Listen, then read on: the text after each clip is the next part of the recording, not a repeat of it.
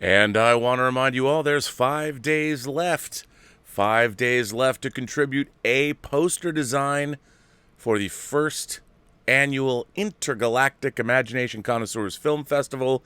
If you want to enter, you can go to the Burnettwork.net website. And at the top right-hand corner, there is a special tab you can click on to enter your poster design. 5 days left, and then we put it to a vote. How exciting is that? Man, honestly, I was going to let this go from yesterday. Talk about something else. I couldn't let it go. I mean, Stanley Kubrick's one of my heroes. I couldn't let this go. Had to talk about it.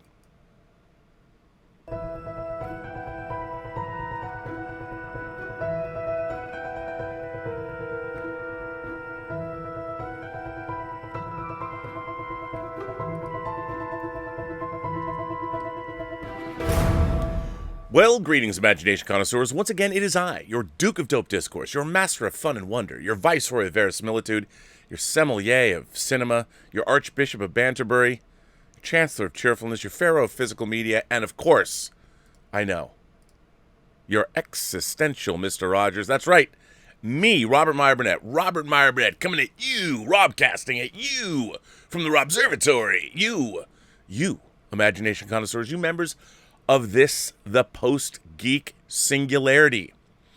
Okay, look, I know, sometimes I just do commercials. I don't get paid for them. Unsponsored commercials.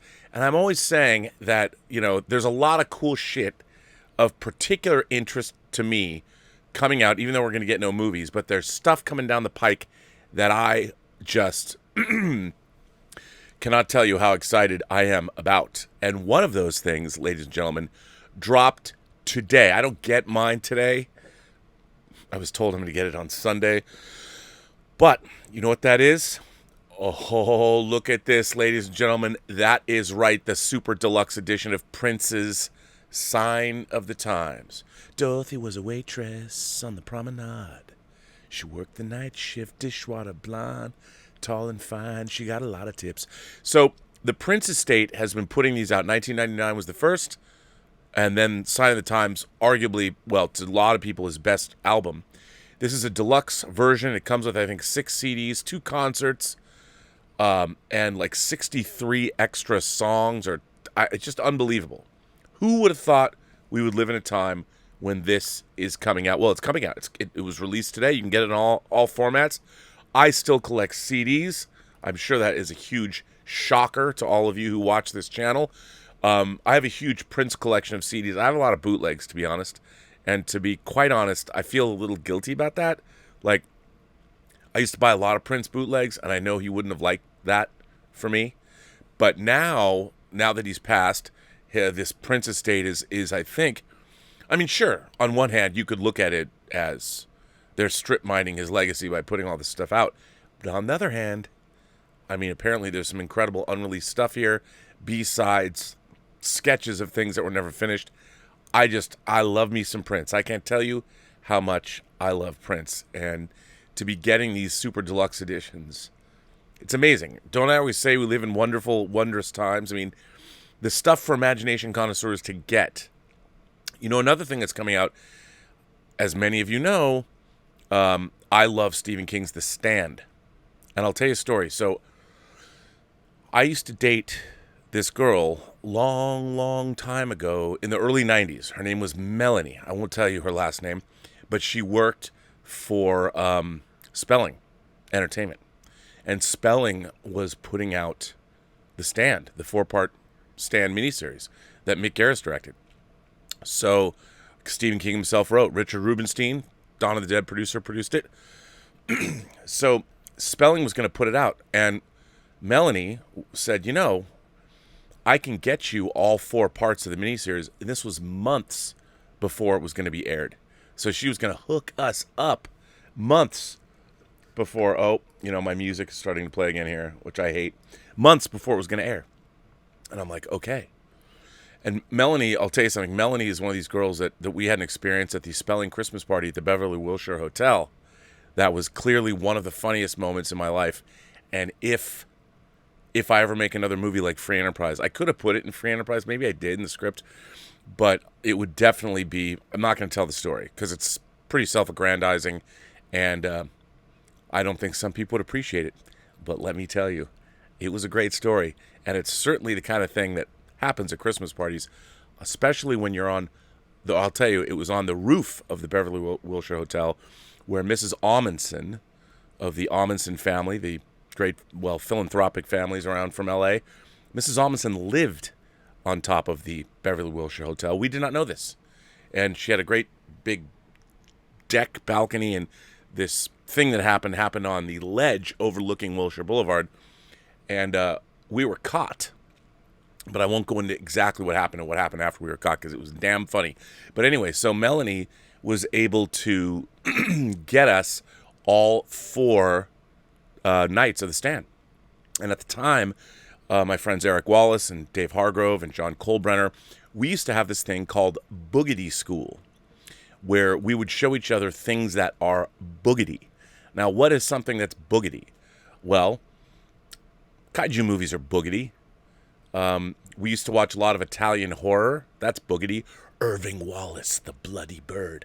So we watched a lot of Giallo, Tom Baker, Doctor Who, boogity. And so this was our first. We even gave boogity awards one year.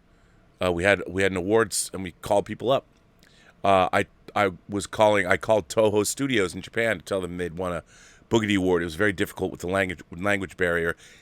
Just the word boogity, what does it mean? Couldn't do a whole lot there. But we had our first boogity school, and the whole point was that we would bring boogity things that we thought were boogity, that we would share with the group that hadn't seen it. So that was how could we out boogity each other? Eric Wallace, whose apartment actually we did this at, is now he's executive producer and showrunner of the CW's The Flash. So, and I believe he did work at Spelling too at one point. And he worked for Amy Pascal, too, early on. So, anyway, we showed The Stand at Eric Wallace's house. I want to say we did it on New Year's Day or something over the holidays. And I'll never forget, we're driving over the hill. I think we're going over Laurel Canyon. And Melanie was like, our relationship wasn't the greatest. And she says, I think that you just haven't broken up with me because you still wanted to watch The Stand. And the thing was, she was a lovely girl. She was beautiful. She was lovely. And I don't know if we really did it for each other. I don't know if we were a good match. But she kind of might have been right. And then we broke up soon after that because she actually told me that when I was at home for Christmas, like she went on a date with somebody. I don't remember the actual. Important thing was I had all 4 nights of The Stand. And we had our first Boogity School world premiere. And, this year, what are we getting in December? I know it's on, now it's Paramount Plus. I don't know if CBS All Access will be changed by then. But we're getting a new version of The Stand. And this time it's over 9 nights. Now, I have a girlfriend who doesn't work for anybody that's affiliated with CBS All Access. So I don't know how I, could get it early. But if there's anybody out there,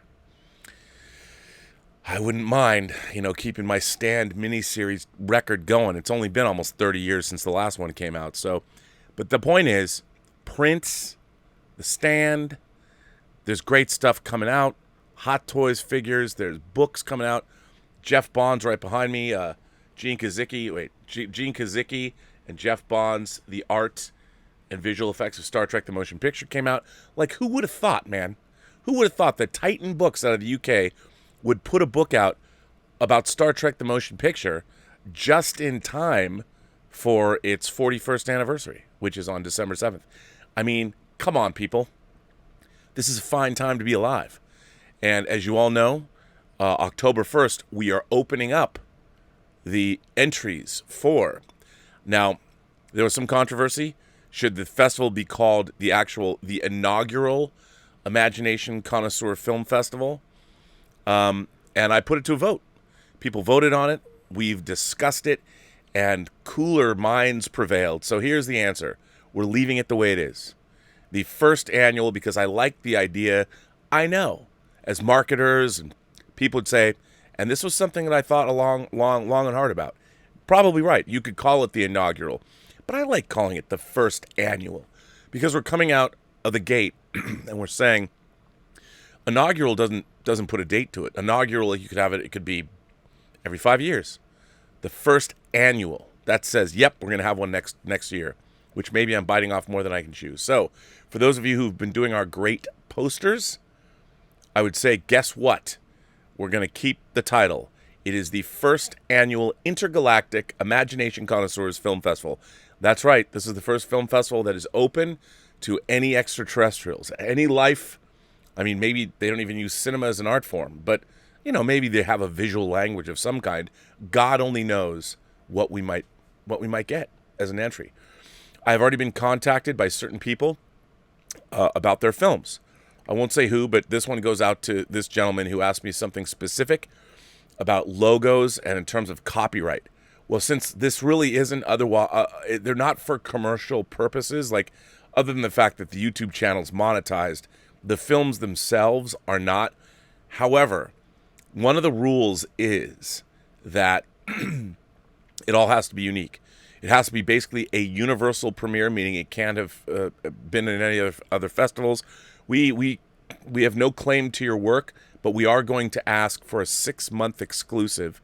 That's part of the entry fee, part of the entry rules, that we get to play the films on our channel for 6 months. Then all rights revert back to you. Although we get to leave our videos up on YouTube. That's one of the things that is part of the contest. But like music, the music has to be all original because it'll get flagged by YouTube. So if you're going to use score, don't use Wojciech Kilar's score for the Ninth Gate. As much as I love that score, or a score for Coppola's Dracula, great scores, but don't use them. Don't use John Williams' score for The Fury, which is another great score. Don't use that because it'll get flagged. As a matter of fact, don't use any pre-recorded score. If you're going to use music, either compose it yourself, have a friend compose it, or you can get free library tracks and license music from other places. So it doesn't get flagged by YouTube. But the question was, if somebody's wearing like a logo t-shirt or something, I don't have a problem with that. YouTube's not going to flag that. As far as I know, there's not a real problem. I mean, unless you're like making a movie about a horrible serial killer that's wearing a Coca-Cola t-shirt, I don't think we're going to run into too many problems. And here's another thing to the filmmaker in question. Cannot wait to see your movie. Can't wait to see your film. But I can't look at it.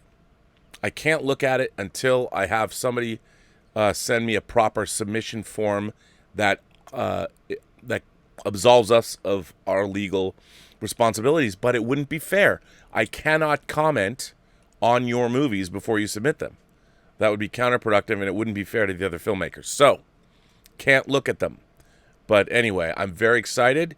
The Film Festival poster contest ends on the 30th of September, and we open the entries on the 1st.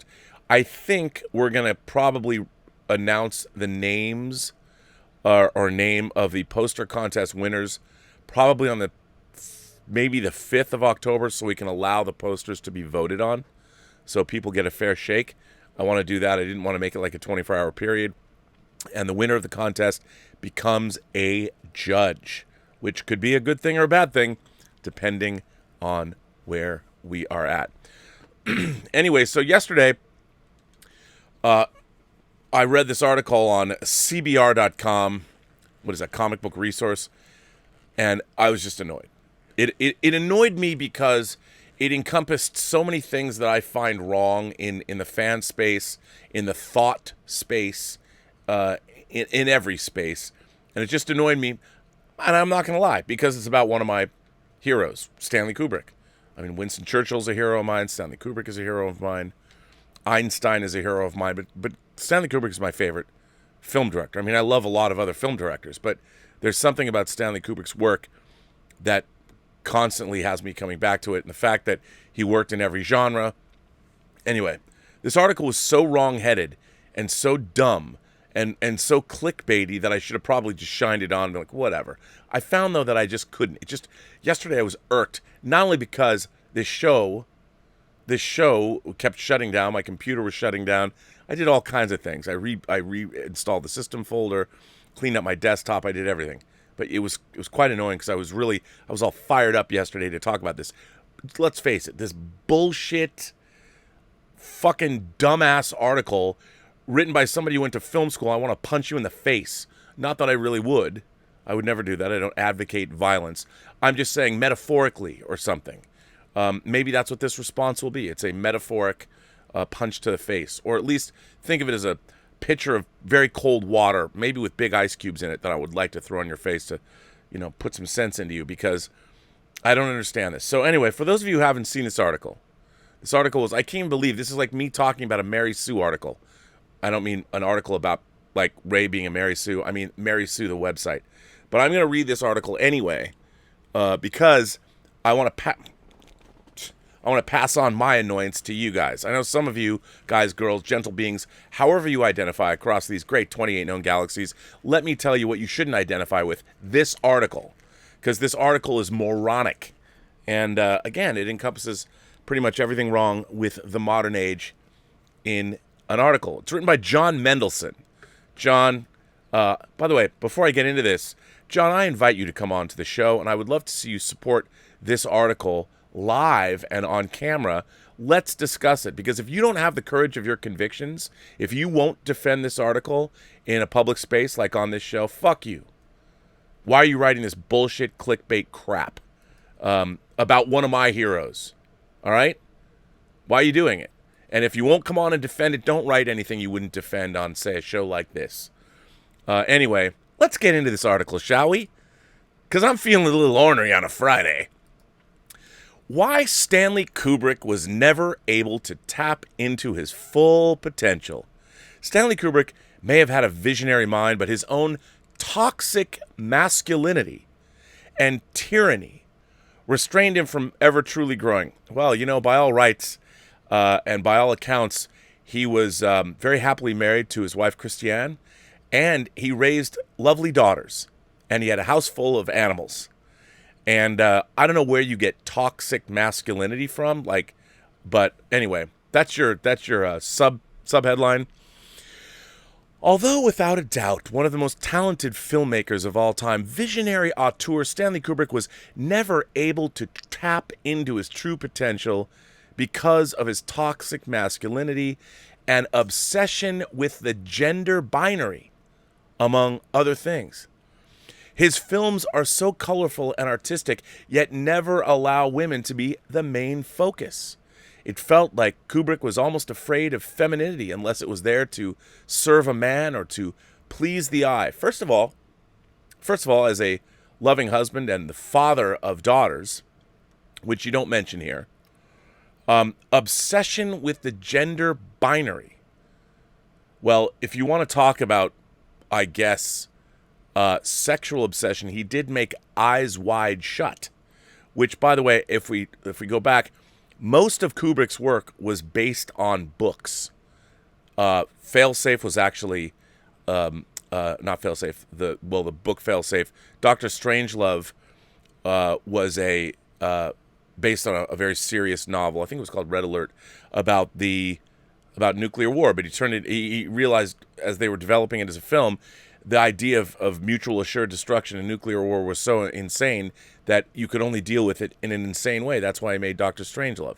Nabokov, of course, worked with Kubrick on Lolita. So the idea of Lolita didn't come from Kubrick, but he was adapting the book.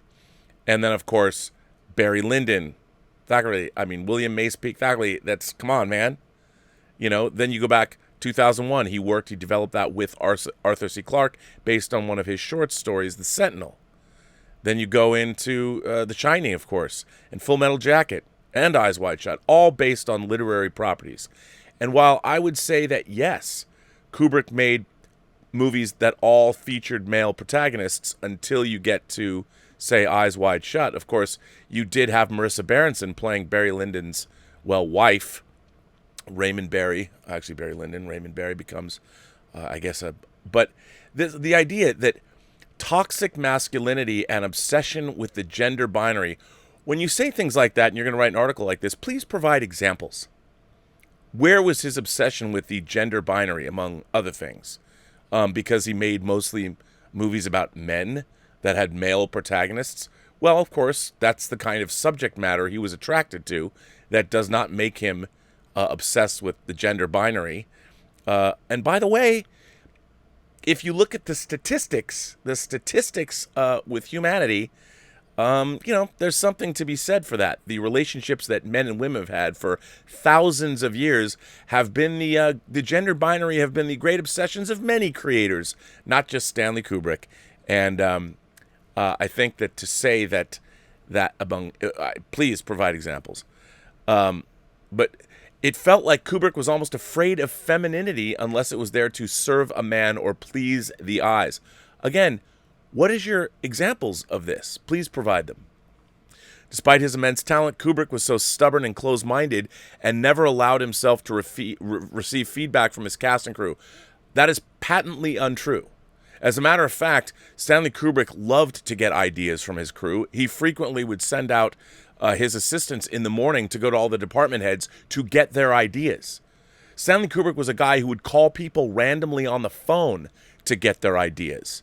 Anyone who knew him, you can read many, many accounts of he had such a keen mind and he was such an inquisitive person that he never thought he knew everything. He would call everybody else to find out what he didn't know. That was a part of his personality that is very celebrated and well known, and he was certainly doing that on his movie sets. He also refused to treat them as his team, as if he always needed to be in control, which in turn hurt his films more than he ever knew. What the fuck are you talking about? And you went to film school? None of that is true. You're throwing these assertions out. You're writing this article. I mean, this is like something I would have written in the 7th grade to make myself seem smarter than I was. Ridiculous. None of what you've written here is true at all. He also refused to treat them as his team, as if he always needed to be in control, which in turn hurt his films more than he ever knew. Really? How? How are his films hurt? His films, for the most part, are some of the greatest movies ever made. So how, in fact, were his films hurt? To put it simply, if Kubrick was never brainwashed by stereotypes, who knows what kind of masterclass filmmaking he could have achieved. What the fuck? Seriously, dude, what the fuck are you saying? Why did you even put this article on the internet? You know why? This article should be hung around your neck like an albatross, and it should drag you into an early grave because you are besmirching one of the great cinematic geniuses of all of humanity.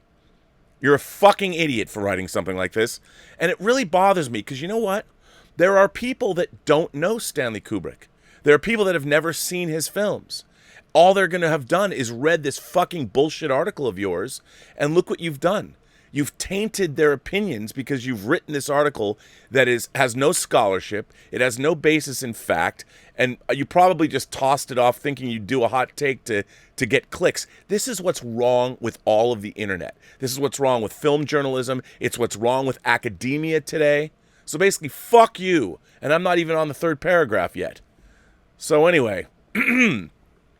To put it simply, if Kubrick was never brainwashed by stereotypes, who knows what kind of masterclass filmmaking he could have achieved? I don't know, motherfucker. I think Clockwork Orange, 2001, Barry Lyndon, Lolita, Dr. Strangelove, Full Metal Jacket, Eyes Wide Shut, The Killing, Spartacus, Paths of Glory. Fuck you. Seriously, fuck you. Anyway, let's get to paragraph 4. Kubrick was a perfectionist who was terrified of failure. And that fear held him back from being the best artist he could truly be. You know what? Fuck you. Fuck this article. Let's move on to letters. I don't even want to read this anymore. This is so annoying. I was so annoyed all day yesterday. This is such fucking bullshit. I hate when people write this stuff. I hate when people write these things. It ruins it for everybody. There's going to be people who have never come across, and this is the first time they've ever heard of him because they read this fucking drivel. And you know what? You should be fined for this kind of crap. Jon Mendelsohn, I hope you didn't get paid to write this. I really do. Anyway, you know what? I'm done with you. I am done with you. Enough of this. Don't even go look this article up. I fucking hate this shit. You know, normally... I'm the chancellor of cheerfulness. But when this kind of stuff, you know what this does? This diminishes all of us. This lack of scholarship, this lack of respect. This guy went to fucking film school. I would love to see one of his movies. You know what, John? Change my opinion of yourself. Show me a movie that you've made. Please. I eagerly await it, seeing it. But this is my problem with it's like you don't respect anyone. You don't respect these days. Now, if you want to critique his work, I would say okay. You know, I believe you put up your work should be critiqued. I don't think anyone's work is beyond reproach. You put it up, it can be, look, you pick your favorite movie. Pick your favorite movie. Go to the IMDb. There's always somebody that gave it 1 star. Even Shawshank Redemption, even The Godfather. And nowadays, you know, we live now in a world like when I was growing up and these movies already existed and things were called bona fide classics, like whether it was Sunset Boulevard or Singing in the Rain or All About Eve, movies I hadn't seen. I didn't approach them like, well, who says they're classics? I've got to sit down. No. And I found, especially when I went to USC and I started seeing movies like, I had never seen Altman's Nashville until I went to USC. I'd never seen All About Eve. I'd never seen Singing in the Rain on the big screen. And what was the thing that struck me the most when I would go see these classic films is that they were classic films for a fucking reason. Because they were great. They were great. And while, you know, maybe certain things weren't my genre, I remember watching, like, I was never a Western fan. I've told this story before. After some party, I was sleeping in my friend Kelly Goda's apartment. I was sleeping out in her family room, you know, Bender on the couch or something. And this is like 92 or something, 91, 92. I wake up, hungover, you know, probably finished the beer that was half drank on the table in front of me, because why let good beer go to waste, even if it's warm? And I turned on the TV and The Searchers was starting. 5 o'clock in the morning, I'm hungover. Searchers was starting. You know what? About 10 minutes in, I was locked in. I'm like, I can't believe I've never seen The Searchers. And Jeffrey Hunter's in it. So I'm like watching this shit. And it was great.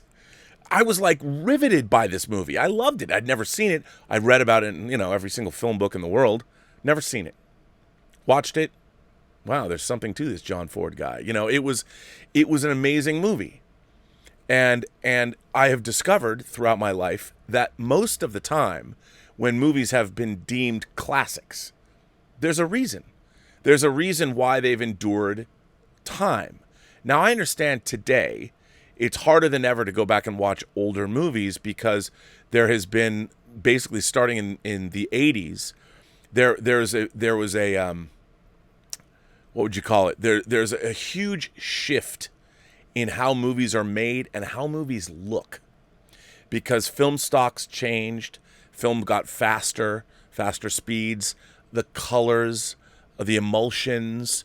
If you were to go back and say watch Adrian Lyne's Foxes that he made in, I think, 1980, and then watch Flashdance, you can see the transition into that sort of slick MTV style that sort of dominated the landscape. And if you go back and you watch a movie like, say, Dog Day Afternoon, or you watch Network, or you watch All the President's Men, the quality of the color in those movies and the film stock, the grain, everything looks different.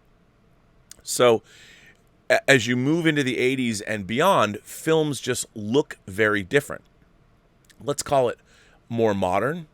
The way films look, the way films are edited, you know, really changed. Like, one of my favorite films of all time is Bob Fosse's All That Jazz, and to me, that's a very, it's a very much a transitional point between the look of a 70s movie and then the more modern look. It still's got that, it still has that grit of the 70s, but you're clearly moving into the editorial style and some of the cinematography.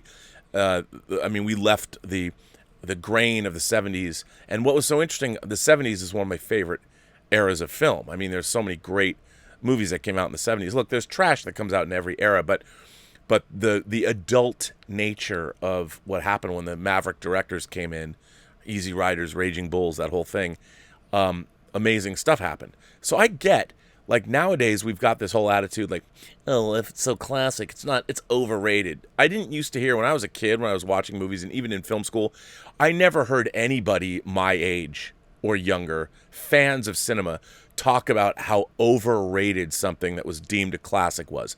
I hear that all the time now. I hear, Godfather's overrated. It's not that good. And what's interesting is I don't normally get pissed off about stuff like that. And I understand, like times change, fashion changes, what people like changes. I totally get that. I totally understand that. But it also comes with a lack of respect and also a lack of honoring the process of art. How art develops over time, and it develops it's of its time. And yet I know that there's people that go back and will watch something like, Jaws, it's not that good. Alien, it's too slow.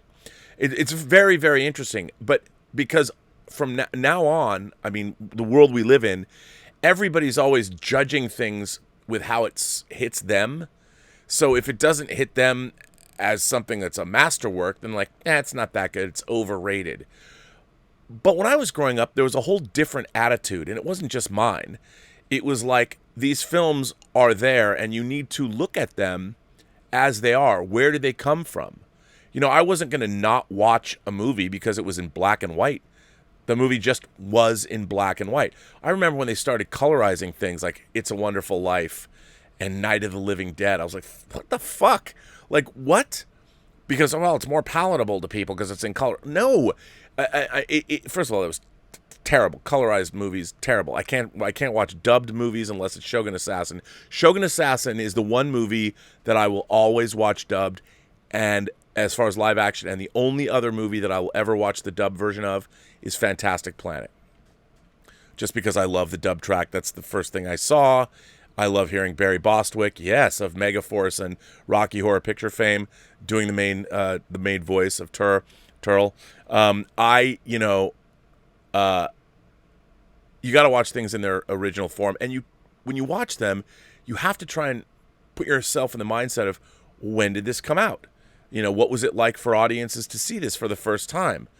And now, even in my life, we have another half century of films that have been made, science fiction films, and now it's even harder and harder and harder to go back because there's so much to get through. But when I read articles like this that is completely dismissive, I mean, he goes on and talks about how, Stanley Kubrick treated Shelley Duvall a certain way, so he must have been full of toxic masculinity, or he was just a very demanding artist. And I think that everybody who worked with Kubrick, I mean, was he tough on Shelley Duvall? Yes. Just like James Cameron, Stanley Kubrick did not suffer fools gladly, and he expected people to work at the highest level, the same level that he was working at. And let's remember where Kubrick came from. First of all, he was a chess prodigy when he was in his teens. He was hustling in the parks in New York playing chess when he was a teenager. And then he became a world-class photographer. So a lot of people mistake Stanley Kubrick as some misanthropic dickhead that didn't like people, which is exactly the opposite. I think Kubrick had an incredible love of people. He had an incredible love of the folly of man. And all of his movies were really showing this kind of behavior and trying to identify it as behavior that don't do that, and he was hoping we would learn from the movies and learn from what he's telling us. I mean, his movies are so multi-layered, and to me, I mean, I look at things like even Eyes Wide Shut in 2001 are tremendous celebrations of, Eyes Wide Shut is a movie that's about the sanctity of marriage, really, and how our own thoughts and feelings and imaginations can run amok and get in the way of that and frequently torpedo what should be a great thing. I mean, and by the way, you got to give it up for a man who says, how I can solve our problems? Let's fuck. That's what he says. He doesn't, but Nicole Kidman says that at the end of the movie. I mean, there you go. That's a good sentiment. I can get behind that.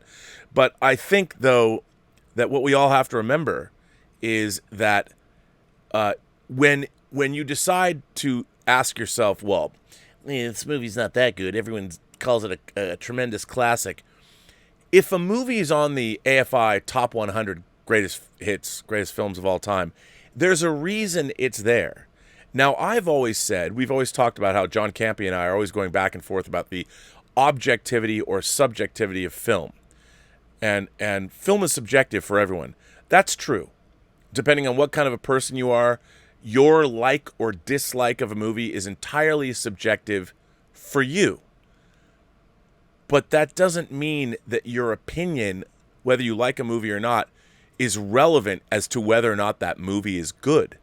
Like I've always said, the top 100 films on the AFI 100 Greatest Films of All Time list, I didn't stick them there. It's not, people have put them there. Great many different people over the years have put them on that list. They are on that list for a reason.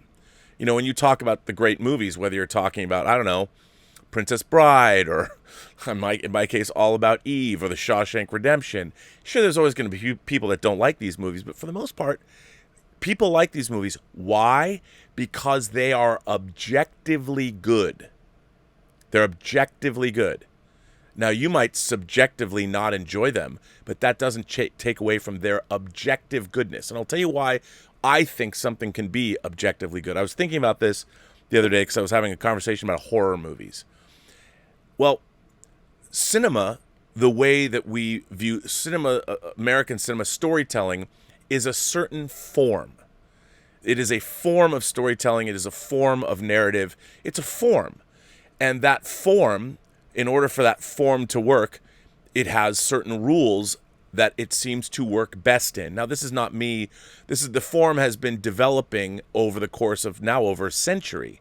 And these forms have developed. Now, there's all these people, you don't have to adhere. You can do anything you want in cinema. Sure you can. But commercial storytelling, the way Hollywood has popularized it and the way it's adapted around the world, has a form. And the first part of that form, let's just talk about time. Most feature films are between 90 minutes and 2 hours. So that is a time limit that a certain storytelling paradigm has to fit into. Now, when you're talking about a story in that amount of time, there are certain ways that it works better than others. Say the 3-act structure, Act 1, Act 2, Act 3. It's like when you're learning how to write a 5-paragraph essay in school. That form is very specific, and it works. So if you read something like Sid Field, or you go see any of his classes about cinema and storytelling, or you read something like Blake Snyder, rest in peace, he was a friend of mine. Blake Snyder's, what was it? Something the cat. Why am I choke the cat? Why am I drawing a blank on his name? Free the cat, save the cat. His book about storytelling. You can examine these, and you understand how this paradigm works, and you can learn to work within that paradigm.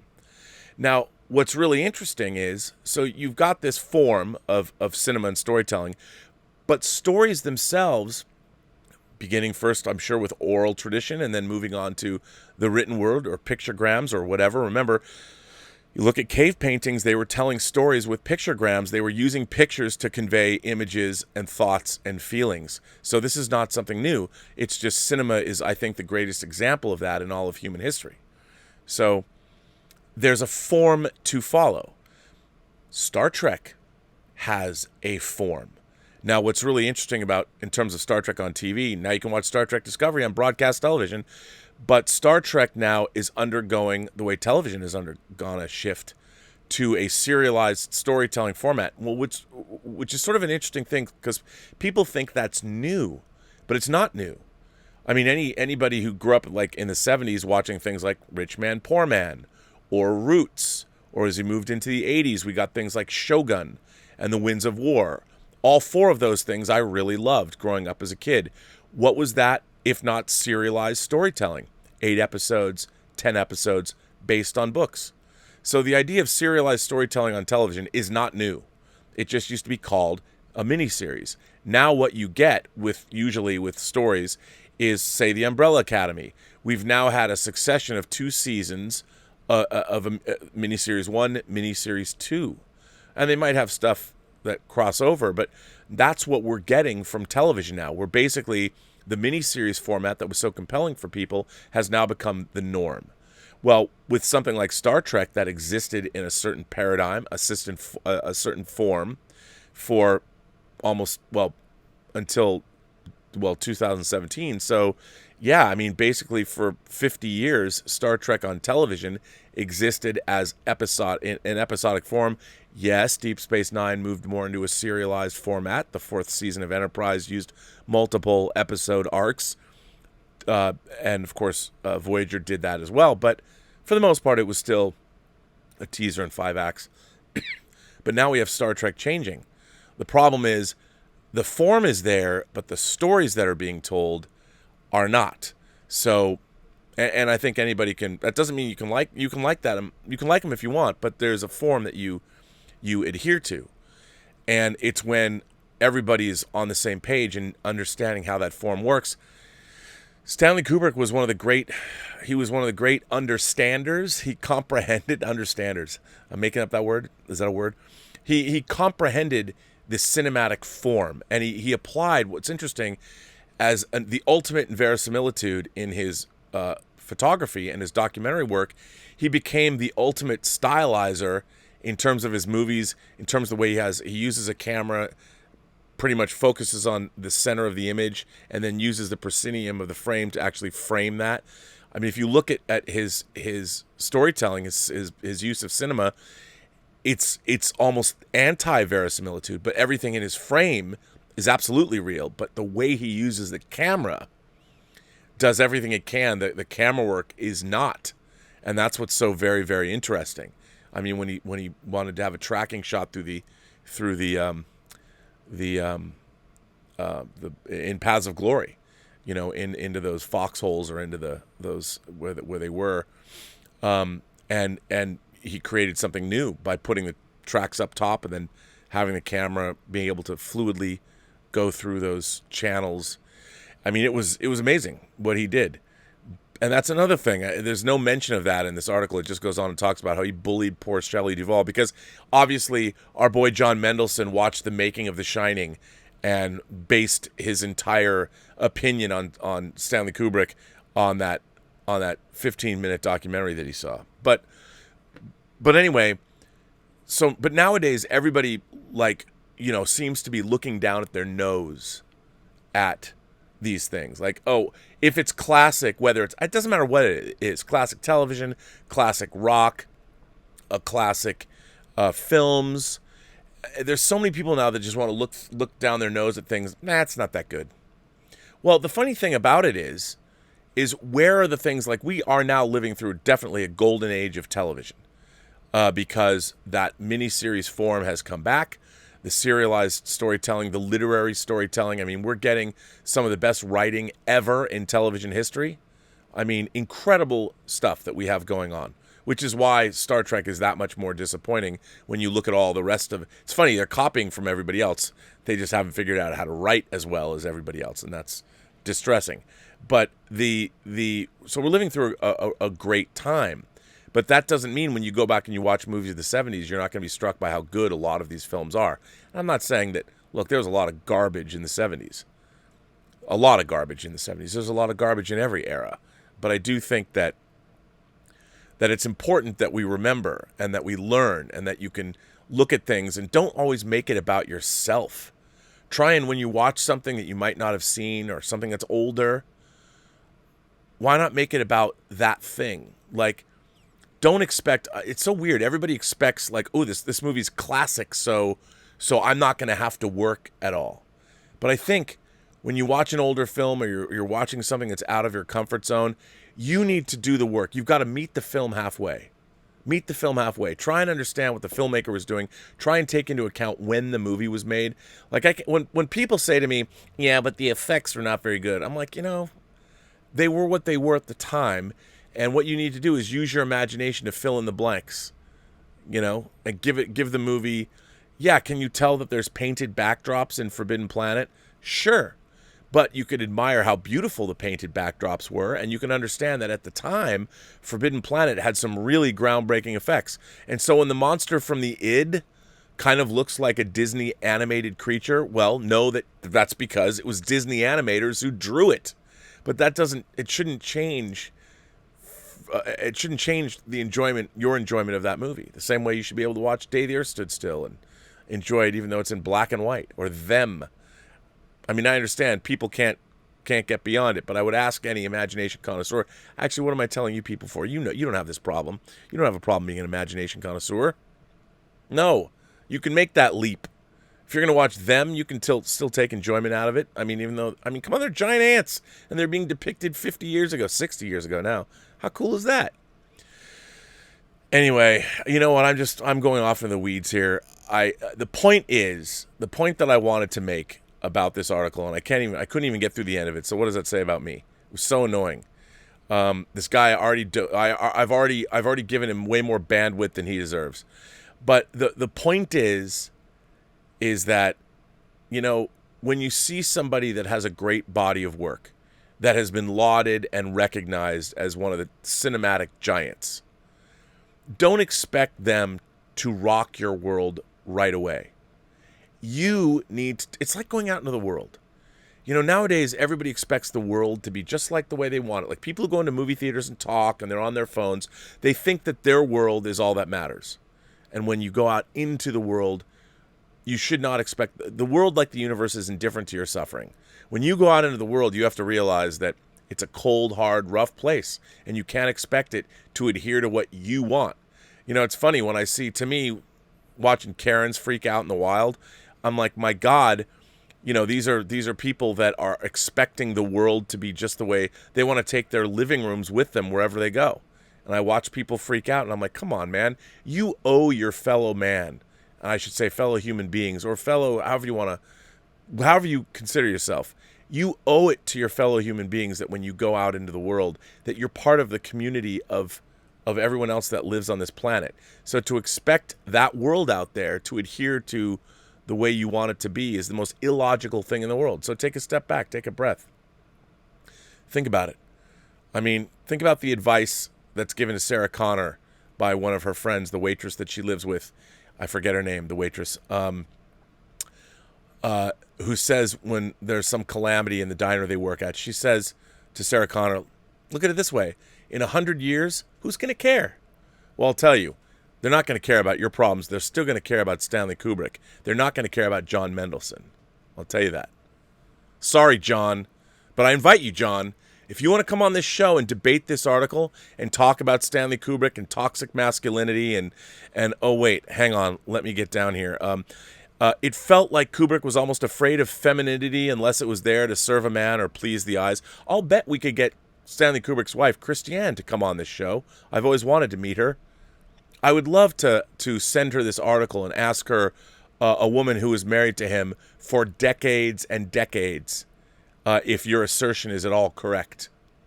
I would love that, because she's still around. So anyway, let's see what you guys have to say. This is an atypical episode of Robservations. I'm just a little ornery, and I'm sorry about that, but hey, what do you want me to say?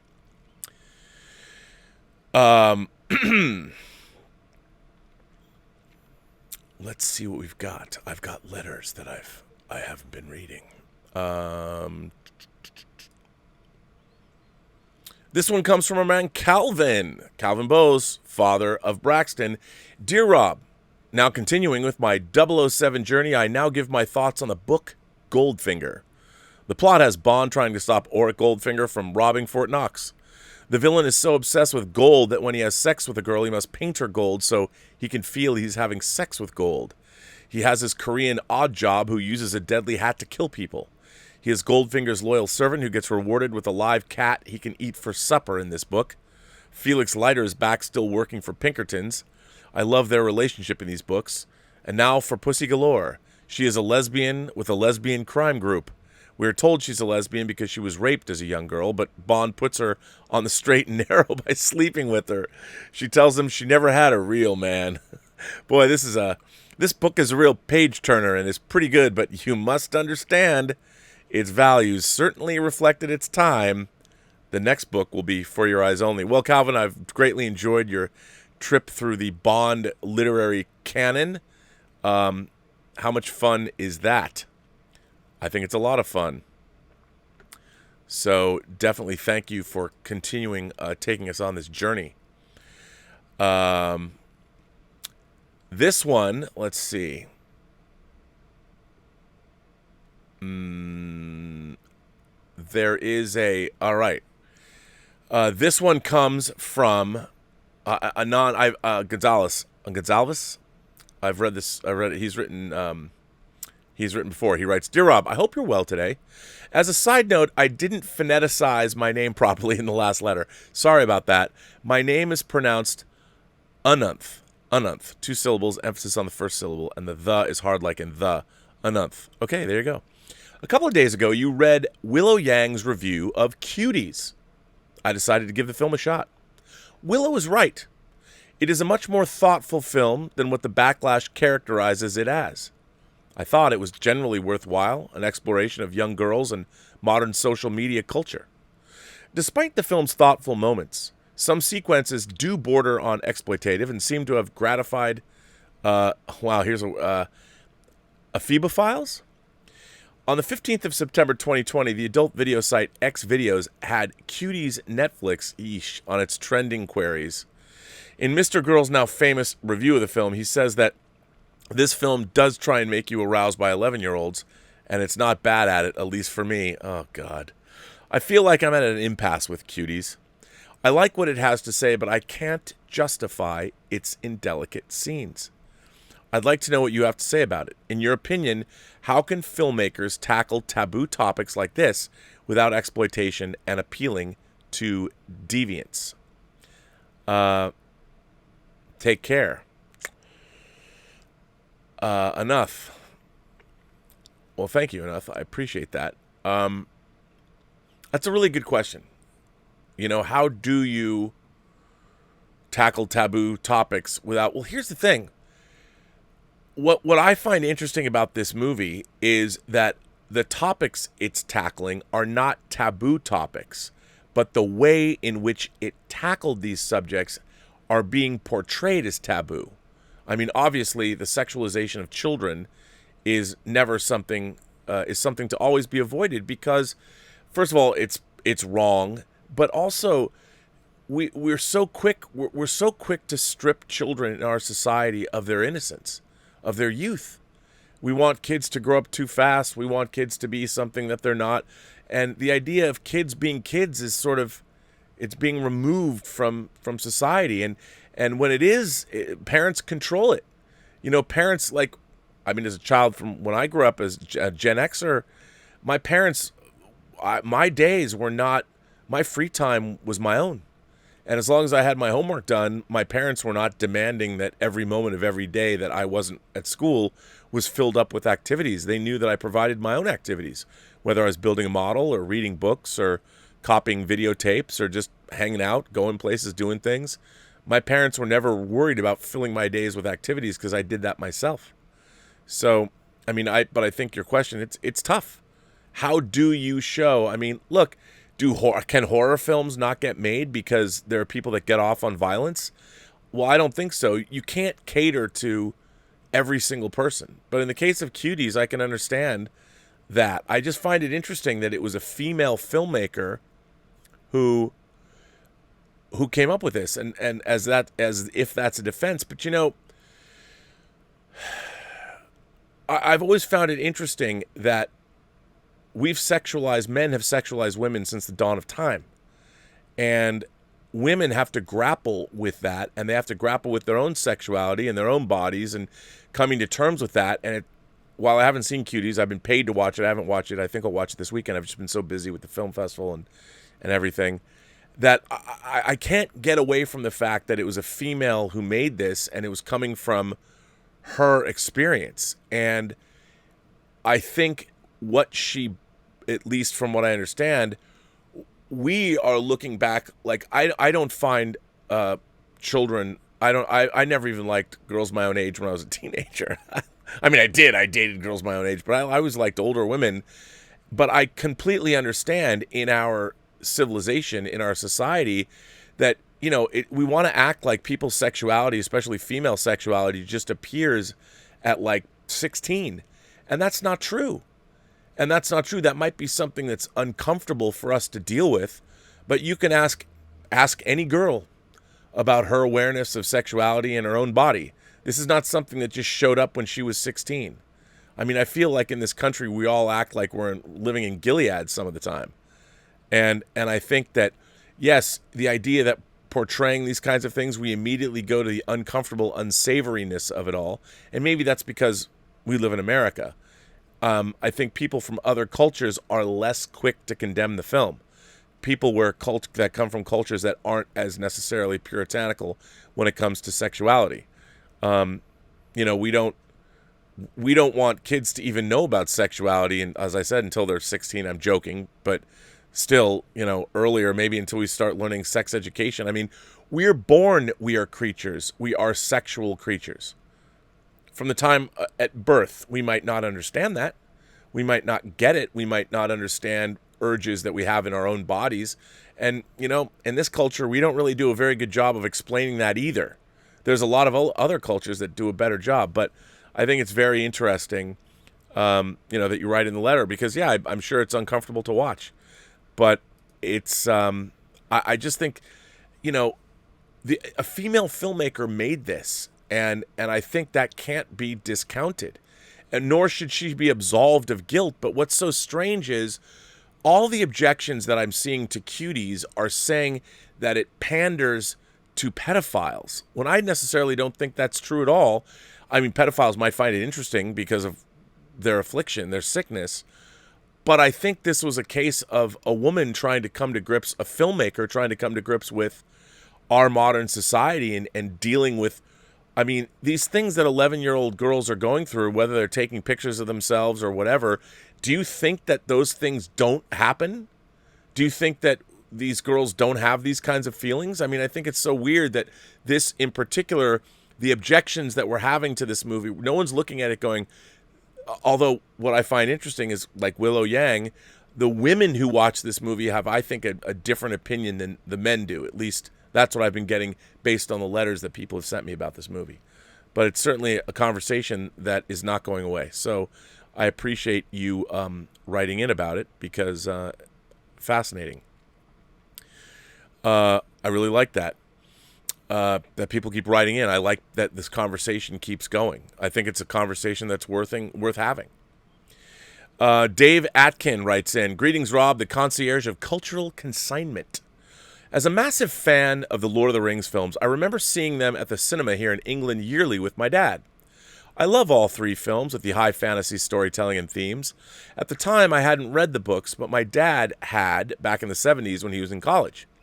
I have the extended editions on Blu-ray, which I know you worked on. I did. I loved the lived-in look of the films. Years later, when The Hobbit was announced with Del Toro directing, I thought that would be interesting with a darker tone. When it was announced that Peter Jackson was doing 2 films, I thought that's good news. They'll be the same look and feel as The Lord of the Rings. I liked the Hobbit films, but I think it was a mistake to do 3 films instead of 2. I'm not sure what it is, but the films look too new and not lived in like the Lord of the Rings films. I'm not sure if this is because Lord of the Rings was shot on film, so it has that gritty feel, and The Hobbit was digital. Also, in the Lord of the Rings, they used a lot of extras and makeup and costumes, whereas in The Hobbit, they had too many CG characters, and I know Ian McKellen got frustrated filming on the green screen on his own and getting directed to act to nothing instead of having an actor in there. Could you share some insight as to why The Hobbit looks a bit off? Well, first of all, it was shot with a high frame rate. So I think that there's a hyper reality that's created, or as we might think of an unreality. There's definitely an unreality there. And yeah, I mean, when I saw The Hobbit, it does look too clean, and the environments are so colorful and painterly that I think it lost some, dare I say, verisimilitude. It doesn't have the verisimilitude, the color grading, just the way it looks. It doesn't look like Lord of the Rings. And I think that's what you're responding to. And it's a number of, but I don't think you're wrong. I think you're absolutely correct about that. So, Joey Koch is here, our very talented Joey Koch, who sent me some music I'm going to be using soon.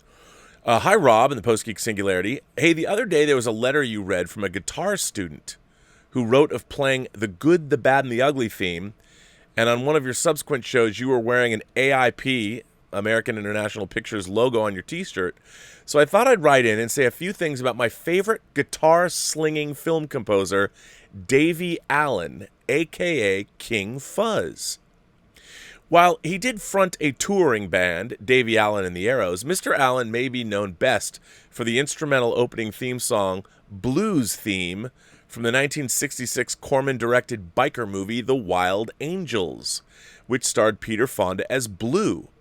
This song was released as a single and hit number 37 on the Billboard charts that same year. It's a pretty primitive riff-based song with a simple 1-4-5 progression that clocks in at a little over 2 minutes, but it did perhaps introduce hip listeners to the amazing sound of the fuzz guitar.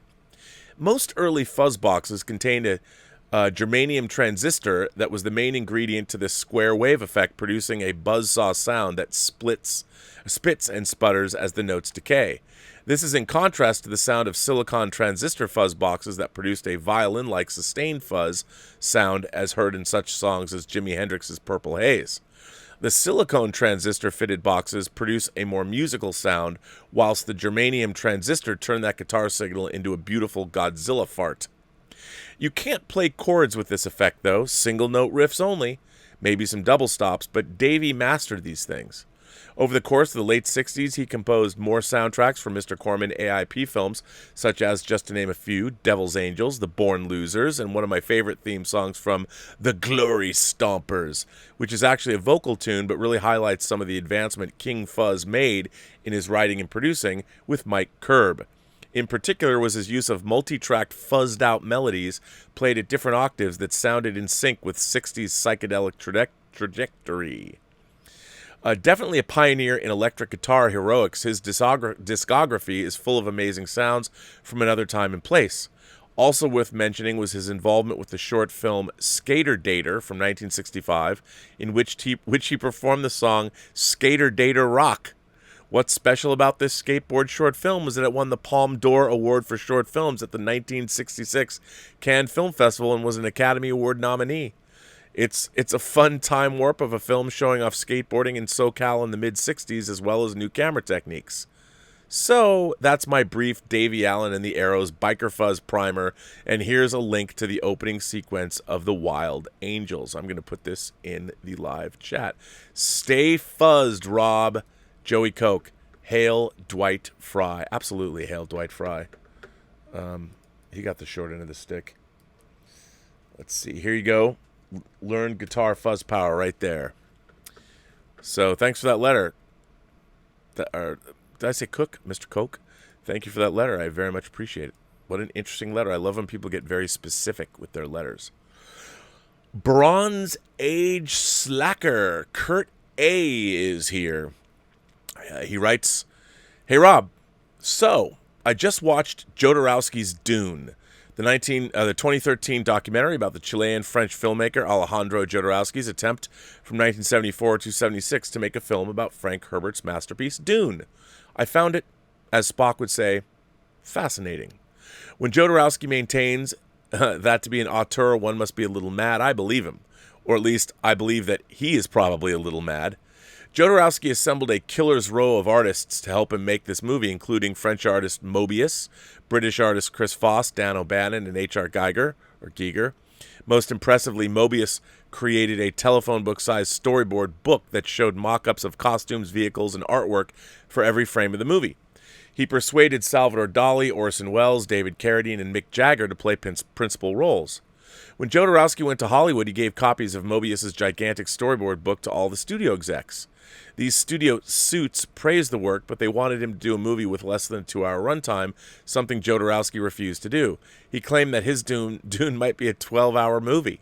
It also didn't help that the studio execs did not get Jodorowsky, refusing to make changes, the funding dried up, and the project was abandoned. It's been called the greatest movie that never got made, and it is speculated that because of the Mobius storyboard books that were given to the studios, numerous feature films would borrow ideas from it. These films include Star Wars, Alien, Flash Gordon, Raiders of the Lost Ark, and The Terminator. This brings me to my main point, so-called failed projects. I myself have been involved in several long-running computer game projects that, for reasons beyond my control, were killed. Rob, have you ever worked on heartfelt projects that, for whatever reason, Rob, have you ever worked on heartfelt projects that, for whatever reason, never got released? Thanks again. Stay safe and stay incendiary. Bronze Age Slacker. Yes. First of all, obviously Free Enterprise 2 was something I wanted to make for 10 years. We were 2 days away from principal photography and we lost our funding. That's something I still, even almost 10 years after that, still want to make. There was, of course, the ill-fated Axanar project. I took over. I wasn't even the original director of that project. We were going to make a Star Trek feature film on an indie film budget. And we made Prelude to Axanar, which was great. I was the editor on that and post-supervisor, and I was able to give a lot of creative... I made the movie the way I wanted it to be. Again, but I didn't direct it. But I was given a lot of leeway by director Christian Gossett. And then there was, of course, the producer Alec Peters, who I think we all discovered later was less interested in finishing the project as just making a project that was about himself. And that's why, to this day, the last sequences, the last stuff that was ever finished for the Axanar feature film was my Vulcan scene. And then I was, as I explained on the Burnettwork, you can see 3 documentary pieces that I did on the making of Axanar. I was very much wanting to finish that movie because we weren't ready to shoot the live action. I was working on the visual effects, and I was sort of doing it in reverse. Normally you shoot the live action, then you shoot the visual effects. So yeah. So there's that. And I'll tell you something else. I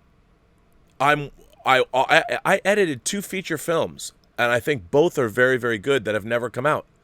One is it's been sitting on a shelf for 20 years. It's an indie, sort of mumblecore indie coming of age story. Well, it's set in college, but the reason it's never come out is because the director had his favorite band, flew them out, put them in the movie. They're in the movie. They play big 3 songs in this big climax of the film. And then they had some shake-up of management, and the management said, nope, yeah, we're not going to. They had some kind of contract dispute. So the film never came out. It's called Dean Quixote instead of Don Quixote. And then My 11th, a serial killer movie that stars John Benjamin Hickey, this mild-mannered guy that also just happens to be a serial killer, called My 11th, that was directed by my good friends Gary and Edmund Enton. Well, Gary directed and Edmund wrote it, and I cut it. But we worked on that for a year. It's still sitting on a shelf. I think it's a wonderful film. It's lurid and creepy, but it's also got a great central performance by John Benjamin Hickey, Tony Award winner John Benjamin Hickey, and it's just sitting there. And to be honest, I am working in earnest on a new film project that I want to direct. And I am deeply immersed in it. It's something I've wanted to make for 30 years. And I'm finally doing it. So it has never been made. It might not still be made, although I'm very, very excited about what I'm doing with the project, which I'll tell you more about in the coming months, because you'll be able to see some of it, or at least in a certain interesting form. But yeah, I mean, it's when there's so many projects in Hollywood that never get made. So anybody who works in Hollywood for any length of time could tell you these stories. Because remember, for every movie that gets made, there's probably 50 that don't. A project that I was working on, I self-published a comic book. Another project, I self-published a comic book called Living in Infamy 15 years ago. And the reason that I decided to self-publish it and paid for it all and paid the writers, and the writers on it, Ben Rabb and Derek Hughes, great television writers. They worked on The Flash. They were executive producers and writers on The Flash and on Green Arrow, and they're great writers. They had the concept, and I thought this is an irresistible concept. We were this close to getting it turned into a TV series. It was going to get turned into a TV series at Skydance. Skydance, that of course produces. They probably killed the project because they heard my opinions of the Kelvin Timeline movies. But we were in business with Skydance, and they were developing it. The scripts were written, the pilot script. We were this close to going. At the last minute, they, for whatever reason, I mean, in my mind, I think that there were certain people there that there were certain concepts in the story they just didn't get because they weren't comic book fans now. I bet I'd be kicking myself if I was an executive there who didn't greenlight this project because it was such a good project. And by the way, it's still available. I'd still like to make it. Living in Infamy. Who wouldn't want to see a show or a movie called Living in Infamy? Because it is great. But that didn't get made either. And we thought we were there. We were like right there. We're like, we're doing a TV series. And then nope. So anybody who works in entertainment, for every one project that gets made, I'm sure 50 don't. It's probably much higher, but let's just say that for the time being. Omar94 is here. Omar94 says, hi, Rob. This may or may not be your expertise, but I've always been curious about this. Universal and Disney have theme parks with rides and attractions from various movies and TV shows. However, they can be from movies and TV shows made by other studios. Before buying Lucasfilm, Disney has rides and attractions for Star Wars and Indiana Jones, even though Fox made Star Wars and Paramount made Indiana Jones. Before buying Fox, Disney created Pandora, the world of Avatar, even though Fox made Avatar at the time. There's the Twilight Zone Tower of Terror, even though CBS made the original Twilight Zone. There's others, but there are a few examples. Those are a few examples of Disney. Universal has the Wizarding World of Harry Potter, even though Warner Brothers made the Harry Potter movies. Fox made The Simpsons well before Disney bought Fox, but Universal has the Simpsons ride. Universal still has the Spider-Man and Hulk rides, even though Disney now owns Marvel. There are other examples, but those are some. I've always wondered how Disney and Universal were able to do that for their theme parks. Well, Omar, it comes down to a simple licensing agreement. Fox didn't have theme parks and things, so they were happy to license out their properties to be put into theme parks. And as far as Lucas goes, George Lucas owned Star Wars ultimately and owned Indiana Jones, so he was able to do licensing deals as well. And it's not really that hard to understand if somebody like Universal wants to do the Wizarding World of Harry Potter. Harry Potter, somebody dreams it up. They pay a licensing fee to Warner Brothers. Warner Brothers just doesn't have theme parks like that. They couldn't afford to spend that kind of money, and so they make a licensing deal because they own it. So it's like a licensing deal for anything. If you want to make model kits or publish books or something, same thing. It's just a standard licensing deal. This is a good one. You know what? Before I read this letter, because it's good, I'm going to jump over and see what you guys have going on right now. What is going on over here? Let's find out, shall we? Let's see. So Alexander Wilson, this is from 2 days ago, but I wasn't on yesterday, so I couldn't read it. Alexander Wilson says, if you haven't talked about it, but what are your thoughts on Lulu Wang saying Ron Howard directing the Chinese biopic? I had a lot of Chinese friends that said Mulan got so many things wrong about the Chinese culture. Well, this is a very interesting thing. I mean, if you haven't heard this story, a lot of people have done videos about this already. Ron Howard was going to make, or is going to make, who knows what's going to happen, a Chinese historical pic about a Chinese figure in Chinese culture. And Lulu Wang, who directed The Farewell, came out and criticized Ron Howard's choice about being a director who could handle this material. Now, this always comes down to the question of should an author only write about if their own culture is something that they know?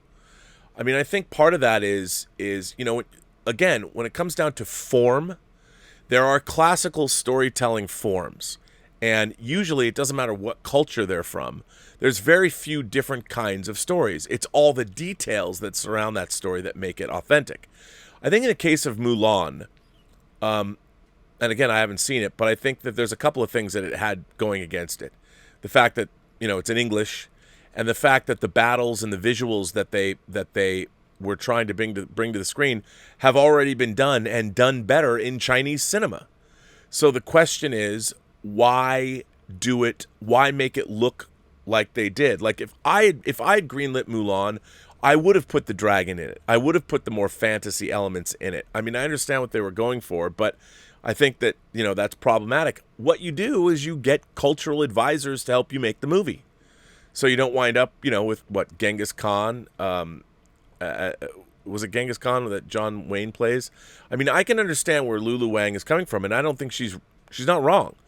Obviously, if you're somebody from the West who's trying to make a movie about a Chinese character without any understanding of Chinese culture, you're in real trouble.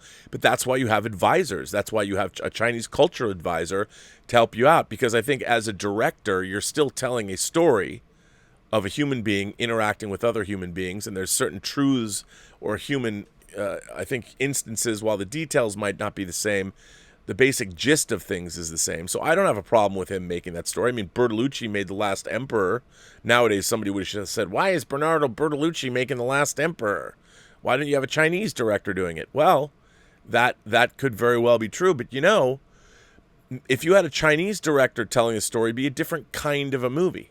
I think by having a director that isn't maybe steeped in the culture, you get more of a universality to it. But I could be wrong. I see the argument going both ways. But I think any filmmaker worth their salt is going to be able to make something as authentic as possible. They just have to put the time and effort into it. So, yeah. But it's an interesting subject. I can see both sides. I can understand both sides. Willow sends in a tip and says, what do you think the chances are that we'll see at least one major theater chain in America permanently close as a result of the pandemic? I would have said, not. I think they're going to stick around. I don't say that anymore. The situation is grim, and I hope it gets better. But it's a bummer. It's a bummer. And I think we will see somebody, I mean, look at how many other people are declaring bankruptcies. Why should theaters be immune just because we love them? I think it's a big problem. David Crabtree is here. David Crabtree says, I gotta admit I'm not a Kubrick fan. I mildly enjoyed Dr. Strangelove. What? And I'm indifferent on The Shining and Spartacus, but of his other films I've seen, 2001, A Clockwork Orange, Full Metal Jacket, and Eyes Wide Shut, I thoroughly disliked all of them. But I respect Kubrick as a filmmaker. His films just don't do it for me. That being said, the article about Kubrick in Reference is garbage, as is CBR in general. Also, I can't take anyone seriously that uses the phrase toxic masculinity. PGS for life. You know what's funny to me about, I mean, look, men can be toxic, but so can women. We can all be toxic to each other. But when you think about what is masculinity, masculinity is biologically hardwired into a lot of us. All of us, actually, all men. So that is a part of our characters that I mean, if we didn't have our masculinity that was toxic, we wouldn't have been able to kill animals on the African velds and bring them down and eat them. So, I mean, you know, this is just a period of time that we're going through. It's all evolutionary. But yeah, you're right. But in terms of Kubrick, look, I understand Kubrick's films are, I guess you could say, especially as they went on, they're not for everybody. They require look, I think there are different levels of films and in terms of how easy they are to watch. Like, I think obviously there are movies strange. There are movies that are much harder to get through. Like, I've told people how many times on this show, if you try and watch Antonioni's On We trilogy, I think there's a lot of people, and this is not a put down, there's a lot of people who are watching right now that could never get through one of Antonioni's movies.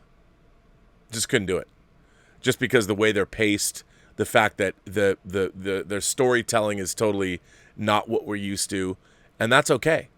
You know, I've told people when I saw Gaspar Noé's Enter the Void, it was the first time since Clockwork Orange when I first saw Clockwork Orange as a kid, for 13, 14, Enter the Void was the first time I watched a movie, and when it was over, rewound it and watched it again right away. I wouldn't tell a lot of people to watch Enter the Void. I was just knocked out by it. So I think, you know, everybody has a different way of looking at things, and I think Kubrick's movies are no exception. You know, they're difficult films. They're not as easy or as accessible as a lot of other movies that you're going to see, and I don't think that there's anything wrong with that, so don't feel bad. David Crabtree says, I just read David Crabtree's. Richard Ganther says, Hey Rob and every distinguished member of the Post-Geek Singularity, much love. Not movie related, but I found myself unable to get Tom Petty out of my head today after a few coconut porters. Nice. I relented and pulled up his last show on YouTube. Turns out tomorrow marks 3 years since he played his last show at the Hollywood Bowl. I just wanted to raise a glass to the last great American troubadour and a true imagination connoisseur, and to you and all of the Post-Geek Singularity, cheers. Well, I'm only drinking my AHA sparkling water, but cheers to Tom Petty. And by the way, if you're a Tom Petty fan and you've never seen Kevin Costner's post-apocalyptic film, The Postman, which, by the way, I kind of love. If you're a Tom Petty fan, you don't know if you've never seen The Postman, watch The Postman. Don't read about why. Just put the damn movie in, go get that damn movie and watch it. And then come back and tell me what you think. So Richard, that was a nice letter you wrote in. He continues on. He says, with music in mind, my favorite concert experience was Black Sabbath's show at the LA Sports Arena on 9/3/13. Ozzy was in peak form, and Tony and Geezer were ethereal. Do you have a favorite concert memory? Yes. And I want to say it was the Roxy, but it's not the Roxy. I don't know why I can't remember which actual venue, because I always remember venues. But it was on Sunset Boulevard, and it wasn't the Rainbow, it wasn't the Roxy, or maybe it wasn't the Roxy. They announced a Prince concert, and they said if you can get here within a few hours, we're letting people in. Like, if you get here, and when we get to like 2,000 or 3,000 people, we're shutting the door. And it was unbelievable. Like, there's barely any people at this concert, comparatively speaking, and Prince was literally walking through the crowd. I could have grabbed his guitar from his hand while he was playing. It was amazing. It was amazing. It was amazing. So, yeah, really amazing. But that was my favorite concert experience ever. Calvin's back. Calvin Bose is back, and he sends in a tip, and he says, Braxton asks, why didn't the Federation check on Khan, and why didn't the Genesis guys know the planet blew up? Yeah, a lot of people have asked about that. Braxton asks, why didn't the Federation check on Khan, and why didn't the Genesis guys know the planet blew up? Well, I think Kirk probably just didn't want people to know Khan was there. It was probably sealed. It was probably secret. His logs were secret, and so no one knew. I don't know why Kirk probably figured, look, nobody could know. And why didn't they know that the planet blew up? Well, I mean, for me, I just look at it this way. The cosmos is massively huge. And even with star maps or something, if a planet blew up or was hit by an asteroid, I think it's probably more common than we might know. So you take note that the planet's not there. I mean, remember they thought they were on SETI Alpha 6. So maybe their charts were in error. I don't know. Braxton asked in the Cogenitor episode of Enterprise, why did Captain Archer say no? Say no to Trip? I mean, they couldn't interfere in another culture's... You can't interfere in the life cycle of another culture, tell another culture what they're doing wrong based on our culture. That's not right. Anonymous sends in a tip and asks if I've watched Cuties yet. I have not, so I can't tell you what I think, but I'm going to see it. Mark C says, Rob, I'm curious, did you see HAL 9000's role in 2001: A Space Odyssey, as I sadly only now just figured out? Well, I don't know. I don't know what you now sadly just figured out. I mean, I see HAL is many different things in 2001, but, and look, you can't sit there and go, well, 2010 told us he had conflicting orders, so he didn't know what to do. The way I always saw 2001 is that HAL was programmed to complete a task, and his task was to go find the monolith. And when I first watched the movie, I saw eventually HAL came to the conclusion that the humans, the way they acted was a hindrance to the mission, and he just had to get rid of them. It was academic. I have to get rid of. There's too many. This mission is too important. He even says it. This mission is too important for me to allow you to jeopardize it, because the humans were too much of the random factor. And I think from Hal's way of thinking, he had no choice. But that's kind of the way I always saw it. And then, of course, in the books, they took it a different direction, that Hal had been lied to and all that, and that's why he had conflicting behaviors. And I never liked that idea. But I just thought it was Hal, like, I got to get rid of these people. They'll fuck up this mission. But I don't know what you figured out. But you might have figured out something new. Tell us this new information. Mahir Hawk, is it Hawk? Hawkway? Hawk? Love that rant, R&B. Thanks for your endless entertainment. Question, any Bollywood films you're familiar with? Check out Lagan on Netflix. It's my birthday. I own Lagan on DVD. I loved Lagan. That movie, hey, if you've ever wanted to see a 3-hour movie that is about cricket, Lagan is your movie. Lagan is great. I love Lagan. Columbia Pictures put that out in this country. I loved it. I thought it was great. there's a lot of I love watching Bollywood science fiction movies like Robot, and in film school we had to watch the Apu trilogy. But I don't watch Bollywood movies much, but when I do, like if I'll see one on Netflix or something and I'll watch it, I love them. I do find them to be quite enjoyable. Ross Gecko sends in super chat and says, the brain-dead social justice warrior Gen Zer who wrote the article isn't worth the breath you're wasting on him. Just an intellectually disingenuous, virtue-signaling hipster. Guarantee he's only seen The Shining. Clearly, that's what it seemed like reading the article. It seemed like he'd never watched any of Kubrick's other movies. And, I find that to be the problem. It's like everybody can spout out. Like, I wish people would realize that if you're going to write stuff on the internet, I mean, now it's quick, you can toss stuff off, but you should remember it's out there. There's going to be people that are going to have their opinions of Stanley Kubrick shaped by that garbage that he wrote, the author wrote.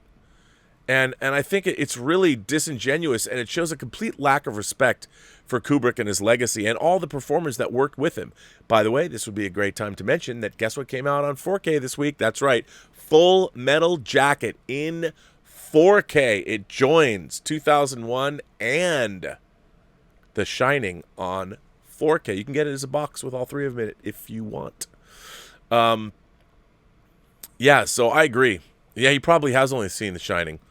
Anonymous sends in a tip and says, one easy way to see an evolution of filmmaking is to watch the Bond films from Dr. No to Spectre, and you'll see how movies in general change. That's actually a really good idea, Anonymous. I love that idea, and you will. You'll especially note everything from film style, editorial style, lighting styles. Absolutely. I mean, what's really interesting is when you get to Tomorrow Never Dies, it's so lit like a 90s action movie, and you can definitely see that. Mark C. sends in a super chat and says, dubs that I value over subtitles. Brotherhood of the Wolf, the dub is just as good as the subtitles. And then there's Godzilla versus Biollante. The subtitles are horrible compared to the dubbed version. Is that true on the Criterion version too? Actually, there is no Criterion version because it only is the Showa era. But are all the subtitles of Godzilla versus Biollante terrible? Maybe they are. Torrin Atkinson asks me, what's an example of an objectively good movie that I dislike? Magnolia. Paul Anderson's Magnolia. Just, there's good stuff in it. I mean, I think that's an objectively good movie that I don't like. There's a lot, though. There's a lot of, I think, objectively good movies that I don't like. But yeah, that's the thing that came to mind, Magnolia. Stubble McShave says, a good example of a 3-act structure is Star Wars 77. First act is introducing all the characters and elements. Second act complicates everything. Third is the resolution. So everything where Luke is on the Death Star is Act 2. Act 1 is everything earlier, and Act 3 is the trench attack. Well, I would say that Act 3 is the escape from the Death Star to the trench attack, to the battle over the Death Star. Ricky Burnett, nice last name, sends in a tip and says, Robert, I've just heard about Michael Hogan's accident and the results of his fall. There's a GoFundMe fundraiser so Sherry Hogan can bring him home. Yes, it is. I tweeted that out when it first happened. Michael Hogan, who played Saul Tigh on Galactica, had a fall. He was appearing at a convention, had a fall, hit his head, and it caused a brain bleed that paralyzed half of his body. Now he's in full-time care, and he's a mess. And they're trying to raise $300,000. Last time I checked, it was around $270,000. You can go find the Michael Hogan GoFundMe campaign. I think everybody should donate to it. Mark C. says, does the J in Jodorowsky sound like a J, or does it make the Y sound like yo-yo? I think it probably is the Y sound, Jodorowsky. I just say Jodorowsky because I read as a kid. I mean, I'm sure I'm mispronouncing it, but I would say it would be Y. But I don't know, but I think it would be Jodorowsky. I would imagine you are correct about that. Joseph is here. Joseph says, Rob, what was so damning about Whedon, Fisher, and Warner Brothers in that email Campia received about Justice League? Also, without spoiling, did you watch today's The Boys episode? All I'll say is I laughed my ass off watching the dick guy scene. I have seen the 6th episode of The Boys, which I liked. Very intriguing concepts. I really liked the fact that They're really pushing for Homelander to become a modern-day Hitler with his Eva Braun, or his super heroic Eva Braun. Here's the thing. I don't necessarily think that. I think the letter that John got about Whedon, I read that letter. He asked me about it. Look, I think the whole environment was horrifically awful for all involved. As a matter of fact, I can't think of in my lifetime a worse experience for a director to be put in, or a crew. Think about what the crew. A director leads a crew. The director is the general, and the crew follow that general into battle. And if the crew loves the director, and that director, for whatever reason, is replaced midstream by somebody else, that's like about the worst thing. That's the worst thing you can do to your crew. Because on one hand, it's demoralizing, because the man that they've been working so hard for, or the woman, the person that they've been working so hard for is dismissed. And you have a relationship. You have a relationship with your crew if you're a director, and they with you. And then you get this other person to come on board, and the insinuation is not just that the director was replaced, even if it is a tragedy, but that the crew then is put in a position where, well, we're not doing it the same way. You must not like what we're doing. So the crew is inherently going to hate the new director. It's a terrible, terrible thing to have done, and it was stupid. I just also want to point out that with all the times that I said there was never going to be a Snyder Cut, and there wouldn't have been if there was no HBO Max, I also said that I'll bet you that there's $50 to $100 million worth of work to do. And yes, I was right. I just want to point that out. I was right. So there's all these people that still like to put me in little montages talking about how the Snyder Cut's never going to happen. Well, if I knew that there was an HBO Max coming out back then, I would have said, you know what, HBO Max might do it. But I also said that there is no Snyder Cut that exists. And I know people are like, well, Rob, they're doing a 4-hour miniseries. No, the movie was never finished. He was working on it. There's always a cut of a movie when you're working on it, and that's, I guess, it's a semantics issue. But $70 million, there you go. A lot of money is being spent. Our friend Ray Gun Media is here, and of course you saw Ray Gun Media on our 500th episode, along with, of course, special guest Bob Layton. Bob Layton, what a grand man Bob Layton is. I always felt that. I felt that when I first met him on Femme Fatales. He's very grand, very handsome. He's grand. Well, why don't we all wish him a very happy birthday. Layton just arrived for birthday dinner with us, watching the show now. He'd like you to wish him a happy birthday live. Well, I think all of us, all Imagination Connoisseurs all around the world, including Robert Downey Jr., because Robert Downey Jr. does owe Bob Layton a tremendous debt of gratitude. But Bob Layton, happy birthday, Bob Layton. I'm just going to tell you this. Elizabeth's not here, and if she's watching the show, guess what I found out was paid off today? I've been paying it off for a year. That's right, the Hot Toys Hulkbuster. Don't tell Elizabeth. Anyway, happy birthday, Bob. And I hope one day you're working on some very interesting film projects. I want to hear more about them. I hope you come back on the show and let me interview you. I'd love to do a long-form interview. I did a long-form interview with Bill Sienkiewicz. I would love to do a long-form interview with you as well, because you have a lot of irons in the fire. And, yeah, I want to come party with the three of you guys. Wink, wink, nudge, nudge. Brendan Sheehy sends in a super chat and says, I rewatched Little Miss Sunshine and further appreciate the wonderful performance of Steve Carell, such a versatile and engaging actor. I don't think Steve Carell gets nearly the credit he deserves. I love The Big Short. As Elizabeth will tell you, I have an obsessive love of The Big Short. Steve Carell's great in that. Totally does a whole different vibe. Everything he's in, I like Steve Carell in, although Space Force was a little disappointing, but that's not his fault. Not his fault. Justin Toner's here. Hi, Rob. Thanks for shining a light on that horrible article on Kubrick from CBR. Bravo. Oh, did you see Arrow announce they're releasing a 4K set of Tremors in December? Well, they got my money. I got their Blu-ray of Reanimator yesterday. Thanks. Live long and prosper. I have their great. They did a great Reanimator set. And if you like Reanimator, and if you haven't seen it, you can see on the Burnettwork. If you go to our homepage on YouTube, you can find that Barbara Crampton interview. My God, Barbara Crampton, is she at 61? I think she is now. What a gorgeous woman she is. What a delight. If you follow her on social media, Barbara Crampton will always put a smile on your face. I just love her, and I love Reanimator. Torrin Atkinson sends in a super chat and says, cover this. Alamo Drafthouse patrons rent entire theater for their pod of family and friends in new pandemic business model that's gaining momentum. Yeah, what Torrin is saying, we talked about this on the John Campea show. You can now rent with your family and friends a whole theater out, pay like, I don't know, depending on how much, $100, $500, bring as many people in as you want that are COVID free or whatever. And you can watch the movie. I think it's a great idea. Michael Preston sends in a super chat and says, congrats, Rob. Yesterday you made your first episode of Quibi. Of Quibi, man working gets frozen in time, 7 minutes. It was a perfect, can't wait for the next episode. Yes, as people knew, yesterday was so annoying. It was so annoying because my computer screen kept winking out. It just kept turning off where it goes dark, and then I have to log in again. So sometimes the camera was on. It was just such a nightmare. I alleviated that problem. Thank you very much. But yes, I love that you turned that in. Maybe I should make that an ongoing Quibi series where all I do is I'm about to start the show, but it never starts. That'd be kind of fun. Mark C goes on to say, if 2001 is truly the Odyssey, then HAL 9000 is the Cyclops. Ooh, I like that idea.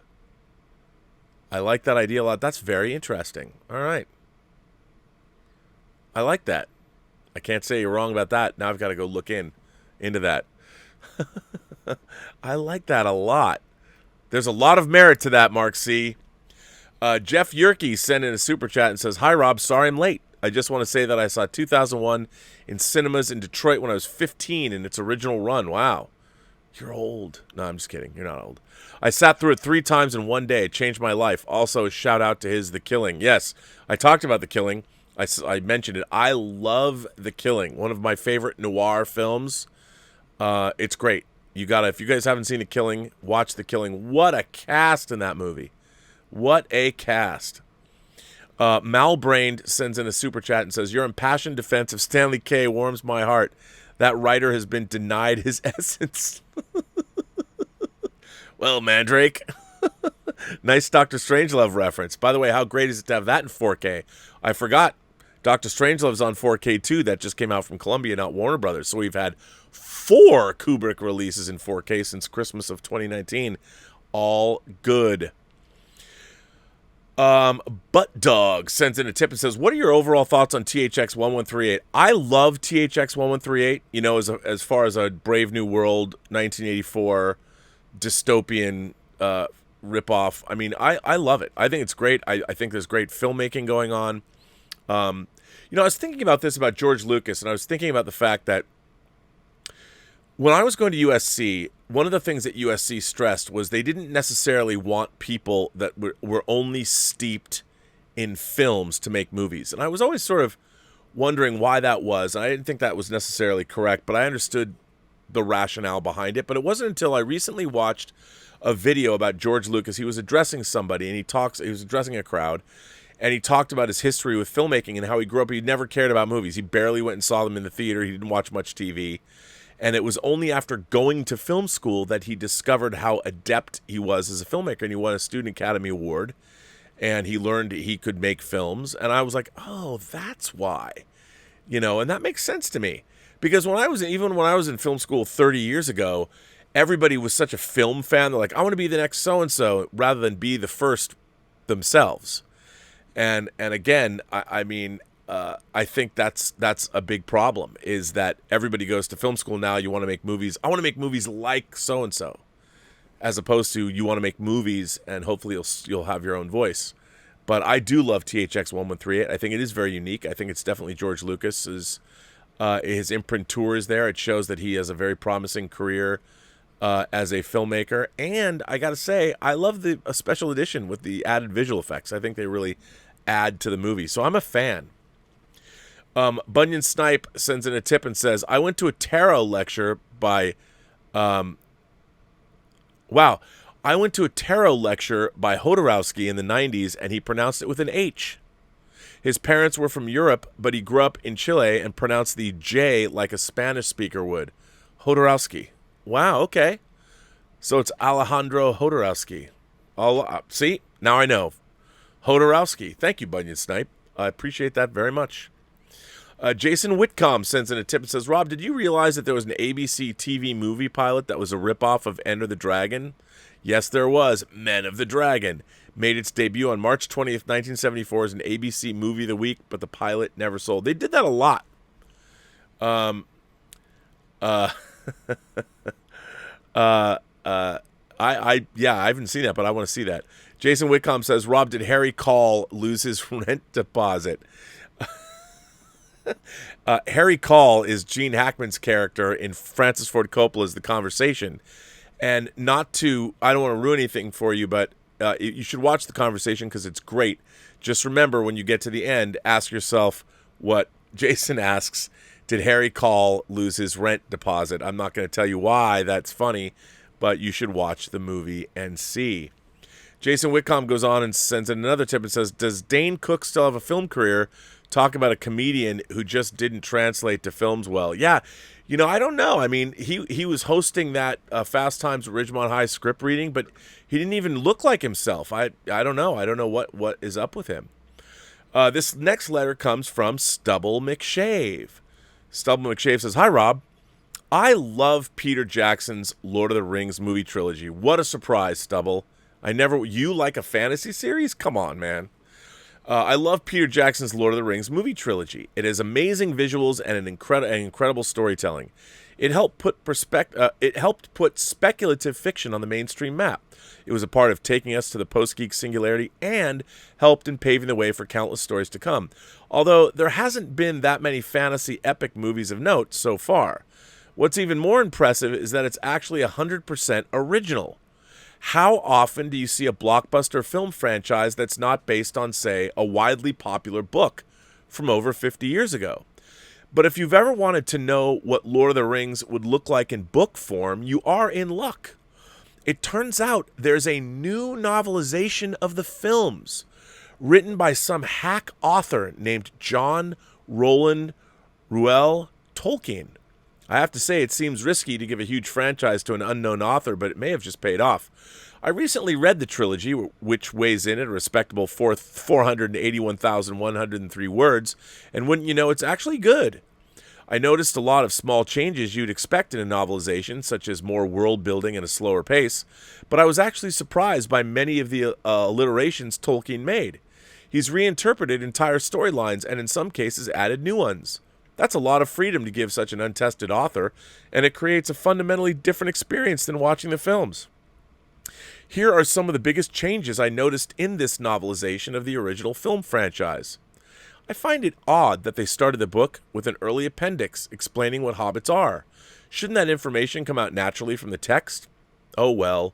The novelization follows the film pretty closely in the beginning. There is more time devoted to Frodo and his backstory, but otherwise not much has changed. They started the story with Bilbo's birthday party, but then they wait for 17 years, and that felt a bit odd. The hobbits then leave the Shire, and things start to diverge. First, they have an adventure where they nearly get eaten by a Barrow Wight, and then meet Tom Bombadil. I don't understand Tom Bombadil or why Tolkien added him to the story. He contributes nothing to the plot, and we never see him again. He kind of saves the hobbits from the Barrow Wight, but they get the swords, the ones that Aragorn carries around with him all the time. The only thing Bombadil accomplishes is to make the plot less interesting because he treats the Ring of Power like it's no big deal. At first, I thought this character was some original idea that Jackson had, and that it was one of those famous darlings that creators want to kill all the time. But no, wouldn't you know Bombadil is entirely invented by Tolkien? I guess Bombadil provided an opportunity for more world building, but it's not like Tolkien skimps out on that elsewhere. Bombadil doesn't fit with the rest of the setting, which is full of epic serious figures, while Bombadil is jovial and flippant. He feels like a character from a different story inserted into the plot so he can sing some songs and then leave, never to be seen again. In the films, Legolas is a great character, but there's just one problem. His evolution in power level is unrealistic.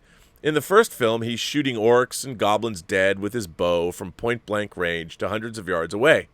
In Two Towers, he's taking out a dozen orcs while sliding down a castle wall with a shield like it's no big deal.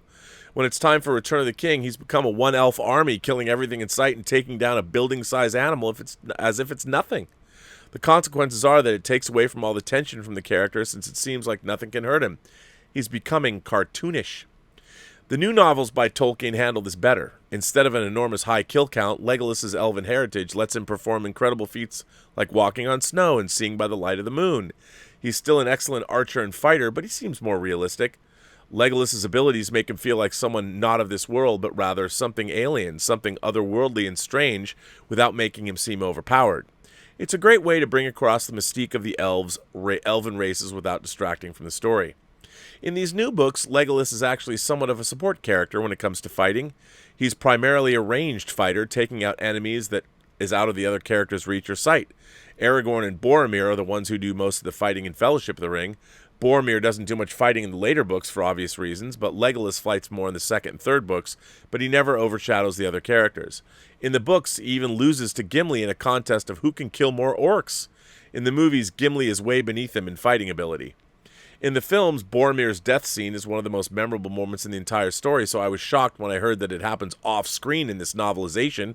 It starts with a lot of action and ends with him dying in the arms of Aragorn after having tried to save Merry and Pippin. I wonder how Tolkien would resolve Boromir's temptation arc without the redemption of protecting the hobbits. What if Fellowship's most tragic figure didn't get his final redemption? Fortunately, I didn't have to worry about that. Tolkien did a great job, even if Boromir's arc mostly happens off-screen. There's plenty to like there. Not only do we find out more about why he craves the ring, we also get a deeper look at his emotional state. The reason he wants the ring is because Gondor is slowly being overrun and he's desperate for a way to turn back the tide. Meanwhile, Tolkien uses the off-screen battle to increase the tension. Aragorn hears the sound of a fight, but neither he nor we know what's happening. When he finally arrives on the scene, it's more powerful than a description of the battle. The movie works better with the battle on screen. As a written work, the novelization has different capabilities in describing the inner turmoil of the characters. In the old movies, it always struck me a bit odd when they were going through the mines of Moria. Gimli talks about how his cousin will throw them a feast when they arrive, and yet the mines look like they've been abandoned for centuries. How did Gimli not know that they'd been dead for decades? Surely he or his kin must have wondered why their relatives hadn't sent a message or visited for the last century or so. And how did Gandalf know that they had dug too greedily and too deep if it only happened recently? Did Gandalf know about the Balrog before going in? Fortunately, in the new novelization, Tolkien clears all this up. It seems that Moria was abandoned centuries ago when the dwarves dug up some ancient evil, but in recent years a group of dwarves came from the Lonely Mountain to reclaim it. I suppose Tolkien got an advance copy of the script from the Hobbit movies. I guess he studied the Hobbit movies and thought that he could extrapolate on some of the characters from those movies in order to explain the Moria sequence. Anyway, it seems that it's this more recent party of dwarves that Gimli is expecting to meet. They've been quiet for a decade or two, but apparently not long enough to convince him there's something seriously wrong. I was surprised that women actually had a reduced role in the novelization. It's almost as if the books were written over a half a century ago. They're mostly put on pedestals to be admired from afar. I was surprised, almost shocked, when Arwen actually speaks at the end. The only female character that's somewhat developed is Éowyn. The rest are just queens of virtue that are never fully developed as real characters. One of the best parts of the original Two Towers movie is the battle scenes at Helm's Deep. The characters have to put up a desperate defense against an overwhelming enemy. Our heroes defending Helm's Deep are sure to fall against the onslaught. It's very satisfying when Gandalf arrives with the Rohirrim to annihilate the Uruk-hai and save the day. It's satisfying both because we thought the battle surely was lost in the moments before, and also because we get a reunion between King Theoden and Éomer. However, in the novelization, Tolkien doesn't really do a great job with this conflict.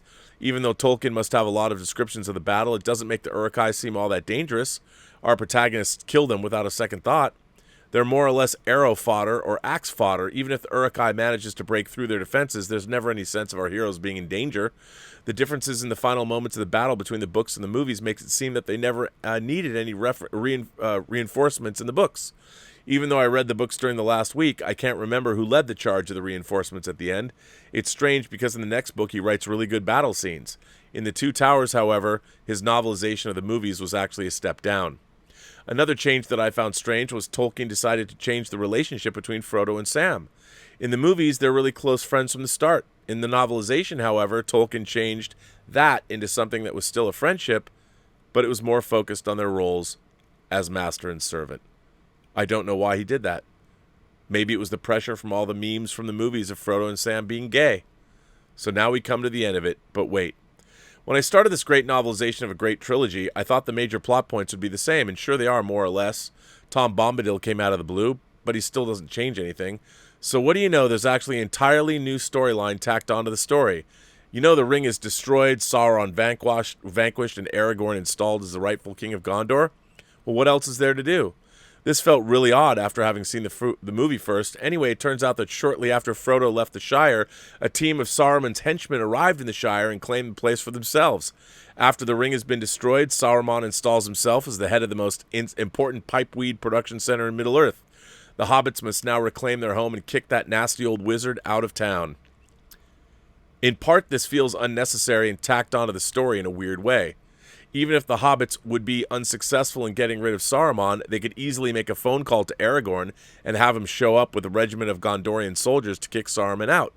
On the other hand, this section gives the hobbits a chance to show how much they've grown and evolved, both in capabilities and sensibilities, since they left home as novice travelers. It's also nice that Merry and Pippin get to take center stage for once.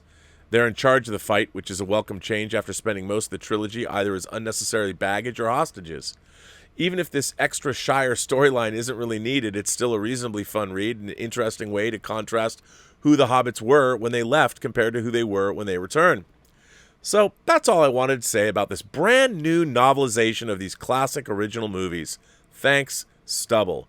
P.S. I raced through these books pretty quick. After all, the whole trilogy is about the size of just one book in another book series that I enjoy. What book series is that, Stubble? By the way, I saw what you did with this letter. I know what you did. That was mildly amusing. No, I like that. Thank you for that. That was quite amusing, sir. So yeah, I quite enjoyed that. Let's see where we're here. Let's see who this is. Our friend Enterprise H, NCC1701H. But before I get to that, you guys have sent in a few things. Butt Dog sent in a tip and says, despite being a great film, do you think Wrath of Khan set the Star Trek film franchise in the wrong direction into being an action series as opposed to science fiction that addresses big ideas? Oh, man. Do I ever, Butt Dog. You know what? The lesson of Star Trek II, The Wrath of Khan, or the example of it being a great movie is still being copied. Every other Star Trek movie, it seems like, is a riff on Wrath of Khan. That's why I found Star Trek IV: The Voyage Home to be such a breath of fresh air. I mean, there's an alien probe. I mean, we've seen alien probes before, but the idea that an alien probe is contacting the whales that aren't here anymore, there's nobody there to hear the alien probe. The alien probe doesn't get it. The alien probe's like, yeah, we were passing by there. We could telepathically talk to these whales, and now they're gone, so what's up? It doesn't know anything about human beings, and I like that idea. That's a great science fiction concept. But yes, I think the idea of... I think that, and again, this is, it is maddening. It is maddening to me to see, like, Denis Villeneuve make a movie like Arrival, which is it's a great, first of all, it's a great science fiction movie, but with a very heady concept that is allegorical to today. We don't know how to talk to you. We can't communicate. And that is, and our language, our way of seeing the universe is so alien and foreign to you that you can't do it. But in learning how to communicate with us, your horizons would be broadened. I mean, Arrival is such a great story. I mean, and wouldn't it be interesting? Like let's break this down for a minute. Let's say a movie like Arrival was a Star Trek film. All right, and you play the same beats. But maybe this alien race comes and we can't communicate with them. And maybe it's Spock who is deciphering the language. And in learning more of the language, Spock himself is seeing before into the future and seeing into the past. Because as he comprehends the language more and more, what that language brings, the understanding of time and being able to see linear time in a different way. That's a great Star Trek story. Now, I don't know if you could necessarily turn that into a movie. I mean, you'd have to have the stakes be really high, and indeed they could be. Instead of having the aliens just arrive around the Earth, what if they just came en masse to the Milky Way galaxy, and you had the Romulans had a ship, the Klingons have a ship, the Breen have a ship, the Cardassians have a ship, and they're trying to communicate, And if they don't, the aliens are going to whatever wipe us out. But that would have been a great Star Trek story, because the having basically what Star Trek has devolved into is having 80s and 90s action villains from action movies. Certainly the Kelvin movies were like that, which made them really boring and not interesting at all. And to me, I'm like, yawn, don't care. Especially when the villain in Star Trek '09 is the dumbest villain ever. I have a time machine. I can go prevent what happened that made me mad in the first place. But oh no, I'm going to go avenge myself on the world. It was so stupid. But yeah, I think absolutely you are correct, Butt Dog. It was a big problem. And the fact that if you break it down, you've got villains in Generations. Well, you have villains in Star Trek 5, 6, Generations, Insurrection, First Contact, Insurrection, Nemesis, and then all 3 Star Trek films. And the problem is, if you look back at classic Star Trek, the original series, Star Trek never really had villains. Star Trek had antagonists. And usually the antagonists had some kind of an interesting twist on their antagonism. And I think that's been really problematic, and it has completely shown a lack of vision from the filmmakers, which I think is kind of a bummer. Saint Campion says, "Hi Rob, I don't know if you experienced the HBO Max Raised by Wolves, but the recent revelations from the penultimate episodes, don't tell me, was a jaw dropper. Also found out recently that the original soundtrack composer Ben Frost was involved in Netflix's Dark. Praise Soul." Well, let me tell you, Saint Campion, I love that. Thanks for writing in. I can't wait. I just got HBO Max, so I'm going to sit down and watch that all the way through. So this comes from Enterprise H, NCC 1701H. Sommelier of Sci-Fi, greetings. First, there are 4 Star Trek movies. I heard someone requested you watch Wrath of Khan with Elizabeth. Please have her watch The Search for Spock and The Voyage Home too. I don't know if she watches these episodes, so don't read out loud if you think they may influence her judgment. These are just 3 acts of a single movie. The curse of popularity dictates that most people only watch or know of the needs of the many outweigh the needs of the few, but not the needs of the few outweigh the needs of the many. Both statements are equally flawed and dangerous, so here's my interpretation. You combine them in a whole, the whole is greater than the sum of its parts, you get a message which has been constant throughout the Berman Star Trek. Sulu pretending to be D'Artagnan or Archer's dog Porthos. The needs of the many outweigh the needs of the few becomes one for all. The basic tenet which anyone who believes in democracy should believe in to one extent or another. The needs of the few outweigh the needs of the many becomes all for one. The civil liberties angle, that which no majority has got the right to force a minority to follow. In short, one for all and all for one. I like that. Secondly, the same person that said Discovery's Pike was the most heroic save for Kirk. I'm very curious whether this individual read Early Voyages, given that he said he read a lot of comics, and how the Pike from this comic and Discovery compare. The flat gold forever is quite the poignant story, even if I think it could be even more so. I think this letter is getting long enough as it is, so I'll leave you with a choice for my next letter's topic. 1, Early Voyages, Kurtzman Trek Expanded Universe. I'd be into that. Early Voyages was the one Marvel Star Trek comic that I really liked. 2, A Moral Quandary. 3, Observations based on the game Judgment Rights, if Willow or other members of the community exploring Star Trek has no interest in me spoiling it for her or has already played it. Or 4, the Starfleet Museum. I like all of those. P.S. I get most of my comics through Eagle Moss, but Enter the Wolves is not available on their website, and I don't know when or if it will be. The same goes for Amazon, and I don't know if your official comic store can get it for you. Should you desire, I can get you a link. Yeah, no, I got to look into that. I've been looking through all my Star Trek comics recently, so I must catch up. Ian Samuels is here. Ian says,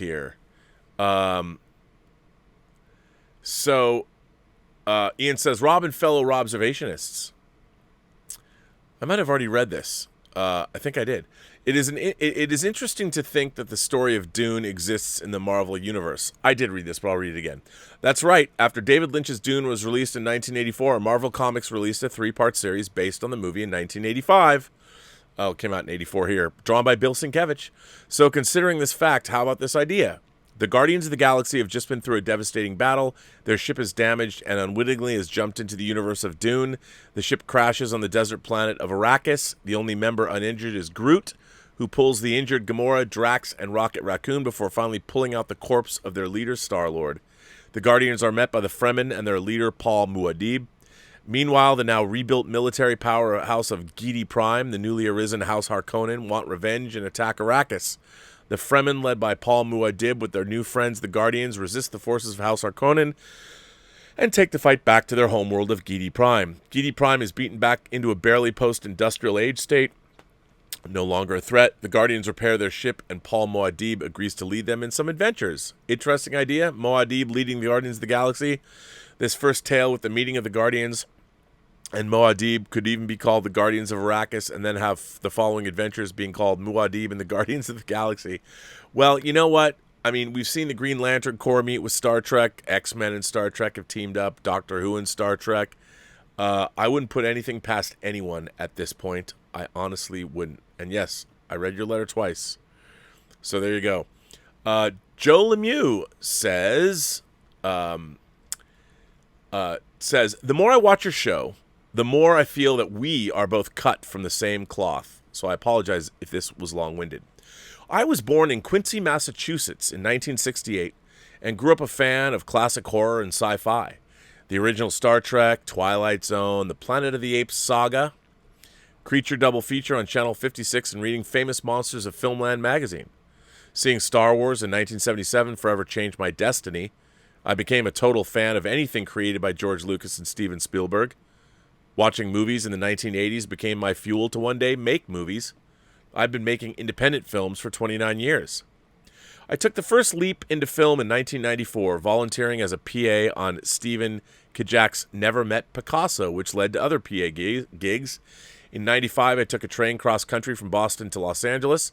It took 6 days to get out there, but it was totally worth it. To quote Joe Gillis from Sunset Boulevard, I want to take a crack at Hollywood. I attended Son of Famous Monsters of Filmland in Universal City, which, as a lifetime geek, was amazing. To me, it felt like entering the Emerald City. There was even a couple of munchkins there, too. Meeting Joe Dante, John Landis, Ray Harryhausen was a thrill, but I also had dinner with Forrest J. Ackerman, a.k.a. Uncle Forey. I met Ray Bradbury there and later hung out at his house. I still wasn't able to survive, so 6 months later I returned to Quincy, and a year later I attended Full Sail University to get my associate degree in film and television production. 3 years later, I had an interview with Lloyd Kaufman at Troma Entertainment, but I wasn't able to afford rent, even in Hoboken. I returned to Quincy to form my own production company, Iron Spire Pictures, for which I produced and directed 2 feature films, Creeping Paralysis and Veil of Blood. Creeping Paralysis was shot guerrilla style, a.k.a. without permission, at a huge warehouse when I was the security guard there. I shot the ending first in case I got fired. Veil of Blood took 6 years to complete, and we had a midnight premiere at the Coolidge Corner Theater, complete with hired protesters out front with picket signs. In 2012, I produced and co-wrote my third feature, The Stoop, a love affair to the black and white films of Billy Wilder and the French New Wave. It won my first award for Best Screenplay at the Shawnee Film Festival, and since then I've been shooting shorts and formed a new production company, Dream Apex Pictures, LLC, with fellow filmmaker and friend Michael Neal. I'm currently producing a creature feature for a new streaming service coming out of New England called Pivot. It's called The Other Side of Midnight, with a horror hostess named Ursula Grimsworth. I love that. And puppet co-hosts Wilton and Wilmouse. Dream Apex is in production on an adaptation of Lovecraft's Celophaeus, which we hope to have done after the COVID-19 pandemic is over. You're totally right. People who don't know how to make movies think it's about making money. Unless you're a studio, money is not the driving force. We make movies because we love movies. I know you love physical media, so I'd be more than happy to send you a DVD of my films. Yes. Keep up the great work on your show. It continues to inspire me to keep creating in these strange times. Best regards, Joe Lemieux. Well, Joe, are you going to send in a short film to the first Intergalactic Imagination Connoisseurs Film Festival? I hope you will. I think you should. I would love to see it. It would be great. This next letter comes from Omar94, who says, "Hi, Rob. A number of movies have become victim of behind-the-scenes drama or studio interference, often causing budgets to go up, schedules to go on longer, scripts constantly changing, and sometimes even the cast and crew being replaced. Tango and Cash went through so many rewrites, directors and cinematographers changed during shooting, and the budget went up by $20 million. By the way, Tango and Cash was the first movie I ever worked on while I worked at Warner Brothers. That was the first production office I was sent to, where the only person in the office was actually Larry Franco, who worked with John Carpenter. And I walked in and I saw his name, and I'm like, oh my God, you're Larry Franco. And he was very, very nice, very gracious, very nice man. I was peppering him with questions. I didn't realize that wasn't exactly the most politically correct thing to do. Josh Trank's Fantastic Four and David Fincher's Alien 3 were victims of studio interference, with both filmmakers disowning the movies after they were released. The Last Boy Scout went through production hell as Shane Black kept rewriting the script, and Joel Silver was described as insane on the set, with Tony Scott really hating Silver and causing problems when it came to editing the film, as Scott had a reputation of filming excessive coverage with several cameras. According to John McTiernan, Last Action Hero suffered from too much drama behind the scenes, also adding that there was very little post-production time as the movie was slated to release several weeks after shooting finished. Both Spielberg's Hook and Cameron's Titanic went over schedule and over budget. Kevin Reynolds' Waterworld with Kevin Costner went through hell, as there were many rewrites and drafts of the script, but the budget went really high and there were production setbacks, because they were filming on water. I don't know what exactly goes on behind the scenes, but since I don't work in the industry, but the saying is true, there's no business like show business. Thanks, and live long and prosper. You know, there's a lot of reasons why things go wrong on movies, but I would say that they shouldn't. You know, I really chalk that up to producing. You shouldn't have that kind of craziness on set. I mean, I know sometimes, frequently, that's how the business is. It's a crazy business. But as far as I'm concerned, the more planning you can do, the more ahead of the game you are, the better off you're going to be. But it's also a business of egos, craziness, and nuttiness, so... Well, ladies and gentlemen, boys and girls, kind souls, for those of you who are members of the Post-Geek Singularity and who isn't, this brings me to an end of Robservations episode number 521. Can you believe that? It's 521. I look at that, I'm like, that's crazy. I want to thank you all for being here. I want to thank you for supporting the channel. I want to thank you for writing letters and sending in tips and super chats. Please go to the Burnettwork.net website, where you can send me a poster for our poster contest, and if you haven't, why not? We've still got 5 days. And then, of course, entries open for the first annual Intergalactic Imagination Connoisseurs Film Festival starting October 1st.